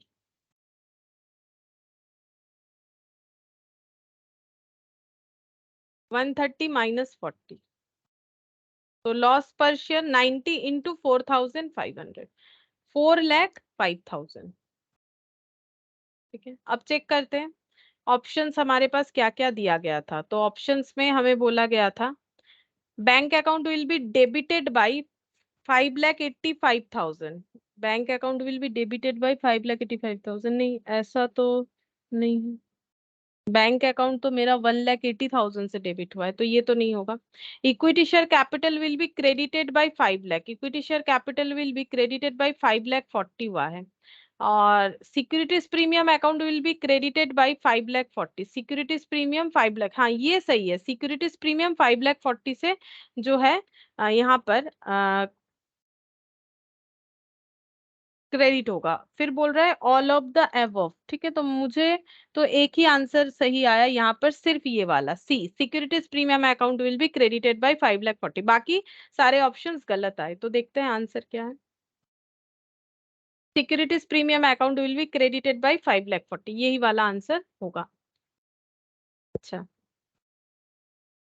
इसके बाद यहाँ पर नेक्स्ट क्वेश्चन देखो क्या बोल रहा है।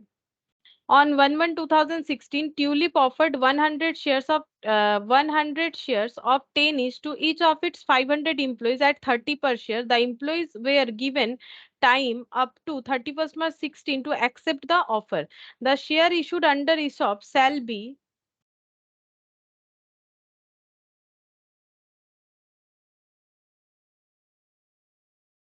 shall be subject to lock-in period of 2 years from the grant date. Other details provided are as under: market price of the shares on the grant date 50, fair market value of the shares estimated 40, 31st March 2016, 400 employees accepted offer and paid 30 per share. Employee compensation expenses account will be debited by, employee compensation expense account will be debited by, कितने से debit होगा ये पूछ रहा है, ठीक है। तो देखते हैं एम्प्लॉय कंपेंसेशन अकाउंट कितने से डेबिट होगा। तो ये दूसरा पॉइंट आ गया, इसलिए क्वेश्चन नंबर 27 है, बाकी सीरियली है हमारा question. Nominal value 100 shares of 10 each to each of its 500 employee, ठीक है। तो 100 शेयर्स पर एम्प्लॉय, कितने एम्प्लॉय है? 500 एम्प्लॉय है,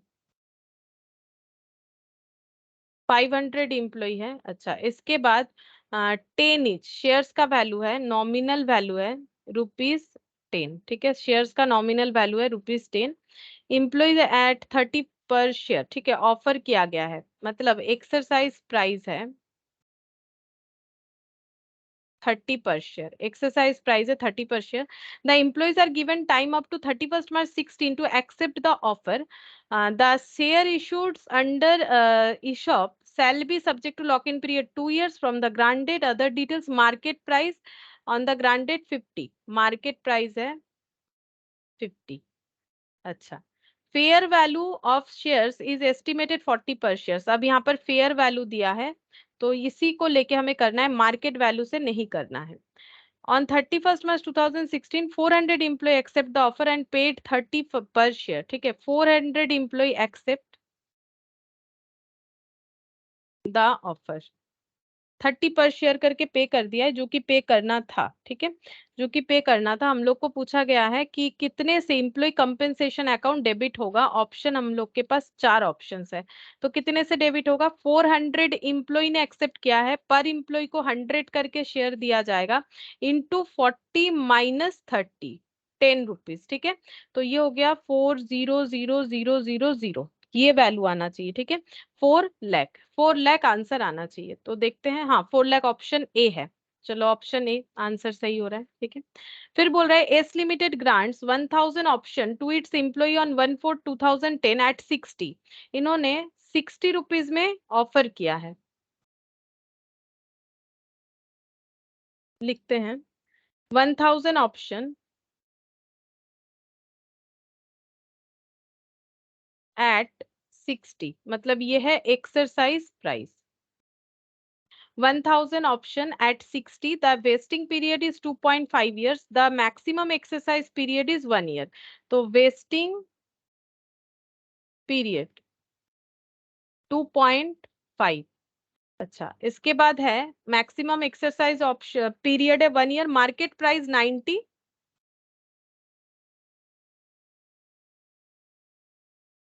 market price 90। All the options were exercised on 31st July 2014. Face value of the equity share is 10 per share. Expenses to be recognized on 10, 11, 11, 12, 12, 13, ठीक है। ये पूरे साल में कितना कितना जो है ऑप्शन एक्सरसाइज होगा, सॉरी कितना कितना एक्सपेंस रिकॉग्नाइज्ड होगा। तो 10, 11 में कितना होगा? तो 10, 11 में कितना जो है यहाँ पर एक्सपेंसेस रिकॉग्नाइज्ड होगा।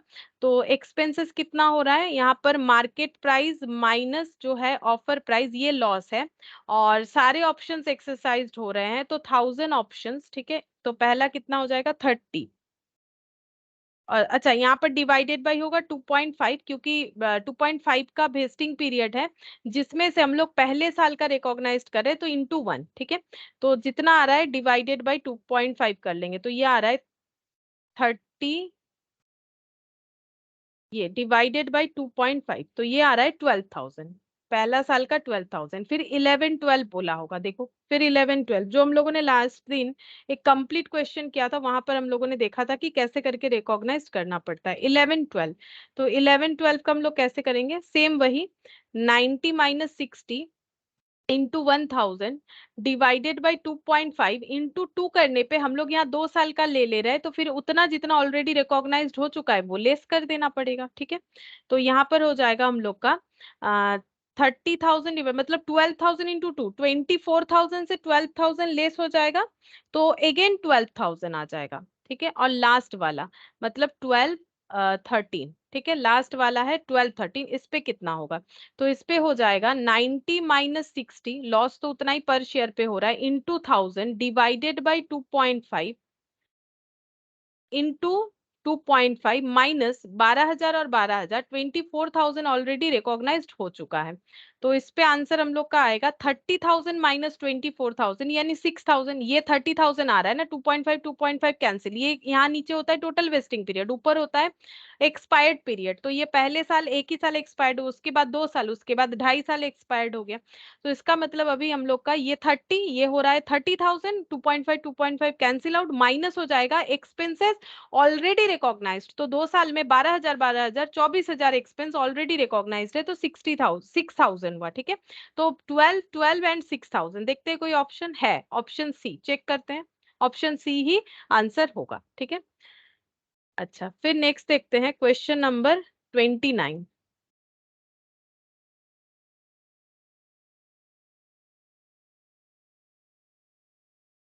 तो इसमें क्या बोला है?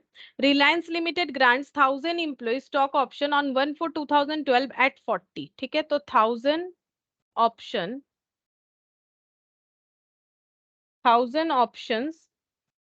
Eight 40, market price, market price कितना है? मार्केट प्राइस है 160, वेस्टिंग पीरियड 2.5, मार्केट प्राइस है 160, वेस्टिंग वेस्टिंग पीरियड हो जाएगा 2.5 दिया हुआ है, ठीक है। अच्छा, फिर एक साल के अंदर ले लेना है, सेम टाइप ऑफ क्वेश्चन है। 300 unvested options lapse on 31 March 2014, 600 option are exercised on 30 June 2015। अच्छा, तो यहाँ पर 14 को 14 2012 को ऑप्शन दिया गया था, उसके बाद यहाँ पर ये 2.5 इयर्स का था। अच्छा, 300 अनवेस्टेड ऑप्शंस लैप्स्ड ऑन 31 मार्च 14, तो ये फर्स्ट ईयर कंप्लीट होगा 31 मार्च 13 को, उसके बाद कंप्लीट होगा 31 मार्च 14 को, ठीक है। ये सेकेंड ईयर हो जाएगा, उसके बाद 6 मंथ्स, मतलब यहाँ पर हो जाएगा 30 सितंबर, मार्च के बाद अप्रैल मई जून जुलाई अगस्त सितंबर 14, ठीक है। ये 2.5 इयर्स वेस्टिंग पीरियड होगा। अब क्वेश्चन में हमें बोला है कि 300 अनवेस्टेड ऑप्शन लैप्स हो जाता है, यहाँ पर 300 लैप्स, ठीक है, 300 लैप्स हो जाता है 31 मार्च 14 को, चेक करके देख लो। 31 मार्च 14 को यहाँ पर बोल रहा है 300 unvested option lapse, 600 option are exercised on 30 June 2015, ठीक है।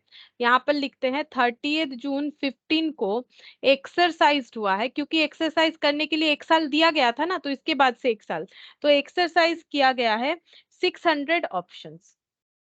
आगे पढ़ते हैं। फिर बोल रहा है यहाँ पर 100 vested options lapse at the end of the exercise period, exercise period के एंड में 100 ऑप्शंस लैप्स हो गया। अब एक्सरसाइज पीरियड क्या होगा? यहाँ पर बोला है एक्सरसाइज पीरियड इज 1 ईयर, ठीक है। तो इसके बाद से 1 ईयर काउंट करना पड़ेगा, इसके बाद से 1 ईयर कब आ जाएगा? 30 सितंबर 14 से लेके, अगर मतलब अक्टूबर के स्टार्टिंग से लेंगे तो 30 अक्टूबर 2015, ठीक है। ये हम लोग का जो है एक्सरसाइज पीरियड बनता है एक साल का। यहाँ पर बोल रहा है lapse the at the end of the exercise period 100 vested options, तो 100 लैप्स हो गया यहाँ पर। आगे क्या बोला है? एक्सपेंसेस कैसे रिकॉग्नाइज्ड होगा? 12 13 13 14 14 15 को, तो 12 13 को कितने एक्सपेंसेस रिकॉग्नाइज्ड होंगे? 12 13 को, तो 12 13 को तो यहाँ पर कितने ऑप्शंस थे? 1,000 ऑप्शंस थे, ठीक है। अच्छा, जो लॉस है वो कितना करके रिकॉग्नाइज्ड हो रहा है? लॉस होगा 160 माइनस 40 इंटू 1 डिवाइडेड बाई 2.5, तो चेक करते कितना होगा। 160 माइनस 40 इंटू 1,000 डिवाइडेड बाई 2.5, तो इससे आंसर आ रहा है 48,000, ठीक है।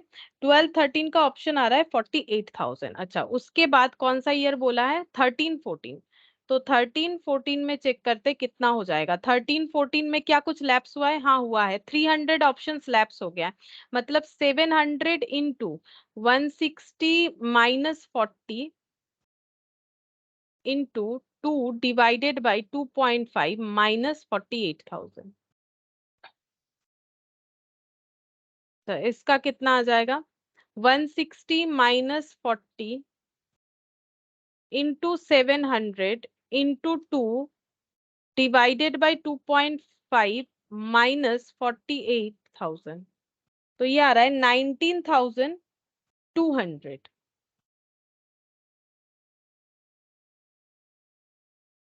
अच्छा, फिर 13-14 के बाद, 13-14 के बाद कौन सा पीरियड आएगा, 13-14 के बाद 14-15।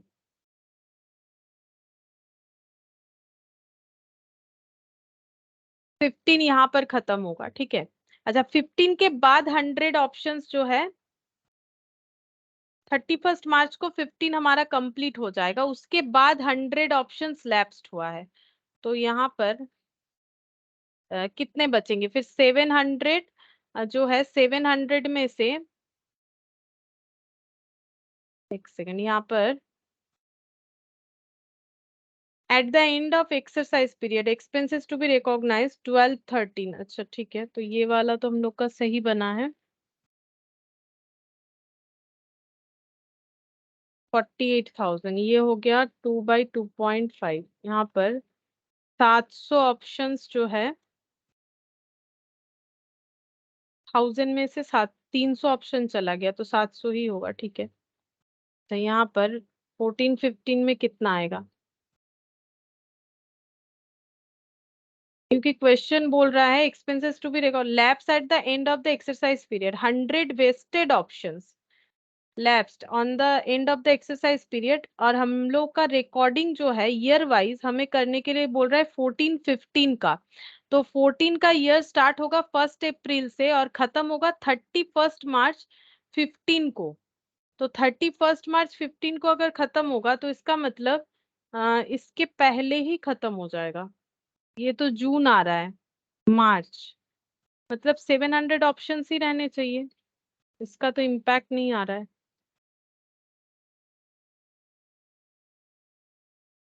Minus 48,000 plus 19,200, 160 minus 40 into 700 into 2.5 divided by 2.5, जरूरत नहीं था मल्टीप्लाई करने, -48,000 माइनस 19,200। तो यहाँ पर आ रहा है 16,800। अच्छा, देखते हैं ऐसा ऑप्शन है या नहीं हमारे पास। पहला 48,000,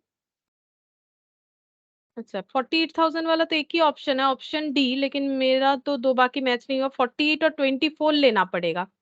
मतलब 48 और 24 आना चाहिए, ऑप्शन बी डी ही दे रखा है, तो मेरा दो कुछ गलत हो गया होगा। क्या गलत हो गया, 300 ऑप्शंस लैप्स हो रहा है 31 मार्च, ये कब लैप्स हुआ है, 300 unvested option lapse on 31 March 2014।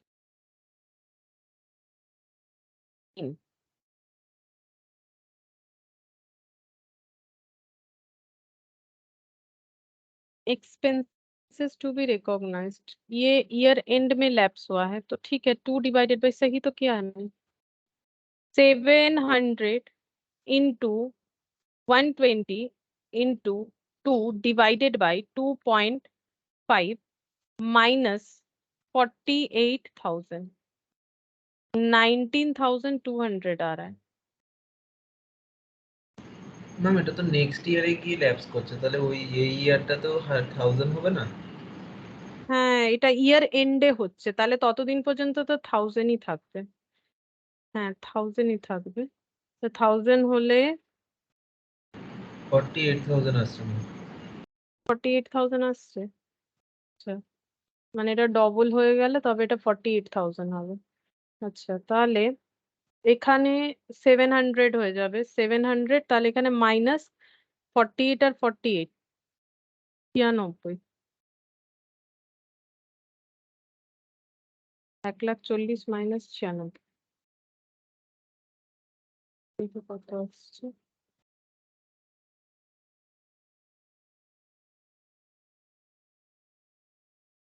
Into 700 into ইন্টুর দরকার নেই, -96, এটা নেগেটিভ চলে এলো তো, -12,000।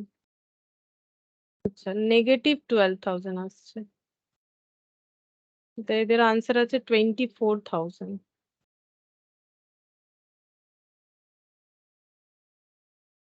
Expenses to be recognized 48 and 48, 96 ই তো হচ্ছে। আচ্ছা, 31 মার্চ পর্যন্ত 2.5 এক্সপায়ার্ড হয়ে যাচ্ছে। 700তেই হবে তো, কারণ একসঙ্গে হলে 600 আর 100, 700। হ্যাঁ, 700তেই তো করছি।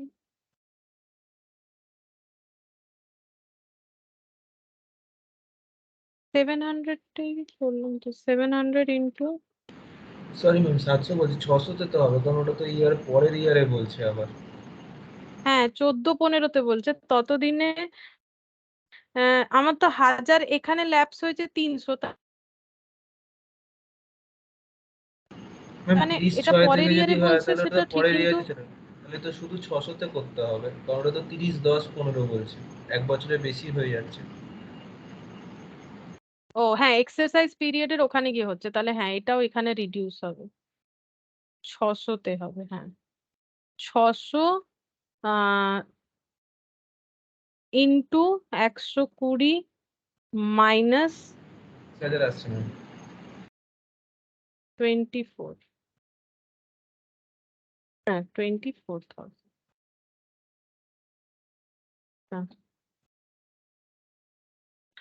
আচ্ছা, নেক্সট হচ্ছে কোয়েশ্চেন নাম্বার 30। এরপরে মনে হচ্ছে আর দু একটা ছোট ছোট কোয়েশ্চেন আছে, এমসিকিউ টাইপের আছে, আর একটা 21, এগুলো সব এমসিকিউ টাইপেরই আছে। 21 একটাই মনে হচ্ছে কোয়েশ্চেন আছে অ্যাডিশনাল, এটা তো করে ফেললাম।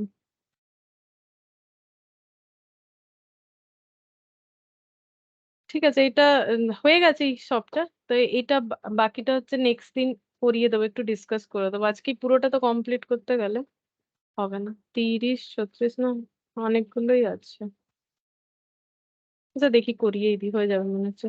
अच्छा देखो यहाँ पर क्या बोला है, इसको रख के फायदा नहीं है, यहाँ पर बोला है कि take the data of the above question, वही वाला क्वेश्चन जो अभी अभी हम लोगों ने किया, state how much amount will be transfer to general reserve account for 300 unvested option lapse. ठीक है, तो जनरल रिजर्व में कितना जाएगा, अगर 300 अनवेस्टेड ऑप्शंस जो हम लोगों का लैप्स हो गया है, तो जनरल रिजर्व में कितना जाएगा। जनरल रिजर्व में कौन सा अमाउंट जाता है, जनरल रिजर्व का मतलब है जब ऑप्शन लैप्स हो जाता है तो कंपनी को जितना बेनिफिट होगा, कितना बेनिफिट होगा, जितना कंपनी का लॉस होने वाला था शेयर को डिस्काउंट में इशू करने की वजह से, वो लॉस कंपनी का नहीं होता है, तो कंपनी उसे जनरल रिजर्व में ट्रांसफर करती है। तो कंपनी का लॉस कितना हो रहा था इस क्वेश्चन में, यहाँ पर देखो पर शेयर पे 120 करके लॉस हो रहा था, तो 120 लॉस नहीं होने वाला है 300 अनवेस्टेड ऑप्शन पे, तो यहाँ पर हो जाएगा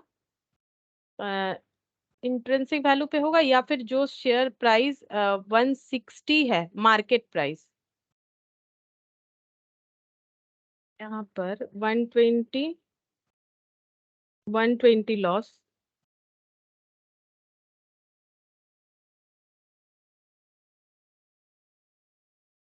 40 रुपीज, 40 रुपीज क्या था इसका मार्केट प्राइस था ना, क्वेश्चन को और एक बार देख लेते। 40 रुपीज क्या था, 40 रुपीज शायद मार्केट प्राइस था, हाँ 40 रुपीज करके यहाँ पर ऑफर किया गया था, तो इसका मतलब जो 40 रुपीज है, एक्चुअली देखो लॉस जो हो रहा है जिस प्राइस में एम्प्लॉय खरीदने वाला था, ठीक है, अब वो नहीं खरीदेगा तो उतने का कंपनी जनरल रिजर्व में ट्रांसफर कर देगी। ठीक है, तो 300 अनवेस्टेड ऑप्शंस को 40 रुपीज करके जो एक्सरसाइज प्राइस था उस प्राइस पे कंपनी जनरल रिजर्व पे ट्रांसफर करती है, तो यहाँ पर हो जाएगा 12,000। ठीक है, तो कौन से प्राइस पे लैप्स होने पे जनरल रिजर्व पे ट्रांसफर होगा, वो प्राइस पे ट्रांसफर होगा जिस प्राइस पे ये लोग खरीदने वाले थे, ऑफर प्राइस पे मतलब एक्सरसाइज प्राइस पे, उतने अमाउंट पे जनरल रिजर्व पे ट्रांसफर हो जाएगा। ठीक है, अच्छा इसके बाद यहाँ पर बोला है which of the following statement is true, एक कंपनी में implement share based employee benefit scheme by setting up revocable trust, बोल रहा है कि ट्रस्ट के थ्रू से, रिवोकेबल ट्रस्ट के थ्रू से इंप्लीमेंट कर सकता है share based employee benefit expense. फिर बोल रहा है a company can not implement several scheme as permitted under the SEBI regulation 2014 through a single trust. Nominee director cannot participate in employee share based benefit scheme. The company cannot vary the terms of the employees share based benefit scheme. ठीक है, तो यहाँ पर पूछा है कि कौन सा हम लोग का ट्रू है। अच्छा, तो यहाँ पर देखते हैं, पहले लास्ट वाले ऑप्शन से देखते हैं। The company can not vary the term of the employee share based benefit scheme. ठीक है, जैसे कि शेयर बेस्ड बेनिफिट स्कीम पे जो भी टर्म्स कंडीशन है कंपनी उसे कभी चेंज नहीं कर सकती है, तो यही वाला ऑप्शन करेक्ट है। ठीक है, बाकी पॉइंट देखो, बोल रहा है nominee director can not participate in employee share based benefit scheme, तो ये बोल रहा है ये वाला ऑप्शन जो है ये गलत है। ठीक है, ऐसा नहीं है। तो डायरेक्टर जो है, बोल रहे हैं नॉमिनी डायरेक्टर जो है पार्टिसिपेट कर सकता है। अच्छा, उसके बाद यहाँ पर बोला था एक company can not implement several scheme as permitted under the SEBI regulation 2014 through a single trust, कर सकता है। ठीक है, रिवोकेबल ट्रस्ट के थ्रू से भी कर सकता है। तो यहाँ पर बोला है, सॉरी, रिवोकेबल ट्रस्ट के थ्रू से नहीं कर सकता है, इसीलिए ये वाला फॉल्स होगा। तो बेसिकली यहाँ पर जो ऑप्शन हम लोग का ट्रू है वो ये वाला लास्ट वाला है। ये बोल रहा है कि कंपनी जो है वो कभी भी अपने शेयर बेस्ड बेनिफिट स्कीम के जो टर्म्स कंडीशन है उसे कभी नहीं चेंज कर सकती है। ठीक है, तो ये डी वाला जो है हम लोग का ट्रू ऑप्शन होगा। फिर यहाँ पर बोला है there shall be a minimum vesting period of dash in case of ESOP. ESOP के केस में मिनिमम जो है वेस्टिंग पीरियड 1 ईयर होता है। आज ही मैंने जो है डिफरेंसेस में लिखवाया है। अच्छा, फिर बोल रहे हैं share issue under ESPS shall be locked in for a minimum of, ESPS के केस में भी 1 ईयर होता है मिनिमम। ठीक है, दोनों के केस में।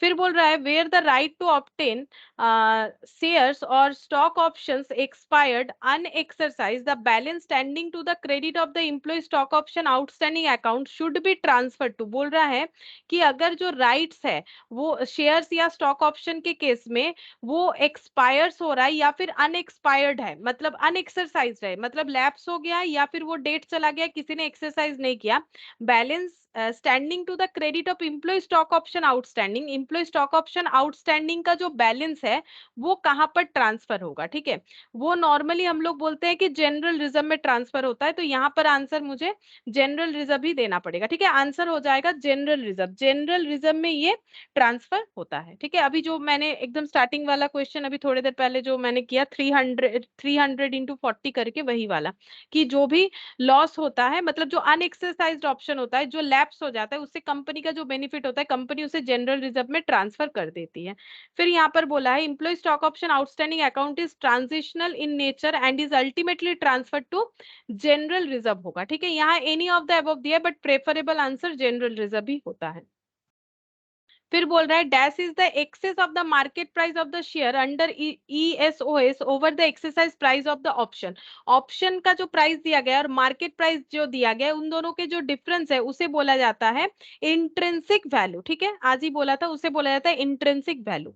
तो यहाँ वेस्टिंग वैल्यू बोला है बट इसे इंट्रिंसिक वैल्यू बोला जाता है। यहाँ पर कौन सा प्राइस बोला है, dash is the excess of the market price, market price shares under over the price of the option. ठीक है, मतलब एक्सरसाइज प्राइस, इसे इंट्रिंसिक वैल्यू या फिर फेयर वैल्यू बोला जाता है। ठीक है, वेस्टिंग वैल्यू नहीं होता है। तो ये आंसर जो है यहाँ पर, और फेयर वैल्यू तब होता है, फेयर वैल्यू एक्चुअली ये दोनों का डिफरेंस, फेयर वैल्यू के केस में क्या होता है उसे वैल्यू किया जाता है मॉडल के थ्रू से। ठीक है, इसीलिए इसका परफेक्ट आंसर होगा इंट्रिंसिक वैल्यू। इसको बोला जाता है इंट्रिंसिक वैल्यू, जो दो वैल्यू का डिफरेंस जो लॉस आता है उसे हम लोग बोलते हैं इंट्रिंसिक वैल्यू। ये वेस्टिंग वैल्यू मत लिखो। ठीक है, इसका आंसर हमारा इंट्रिंसिक वैल्यू होना चाहिए। ठीक है, तो ये हम लोग का जो भी था वो कंप्लीट हो गया, छोटा छोटा ही था, कर लिए। नेक्स्ट क्लास में हम लोग कुछ और पढ़ेंगे। ठीक है, तो ई शॉप हम लोग का कंप्लीट होता है।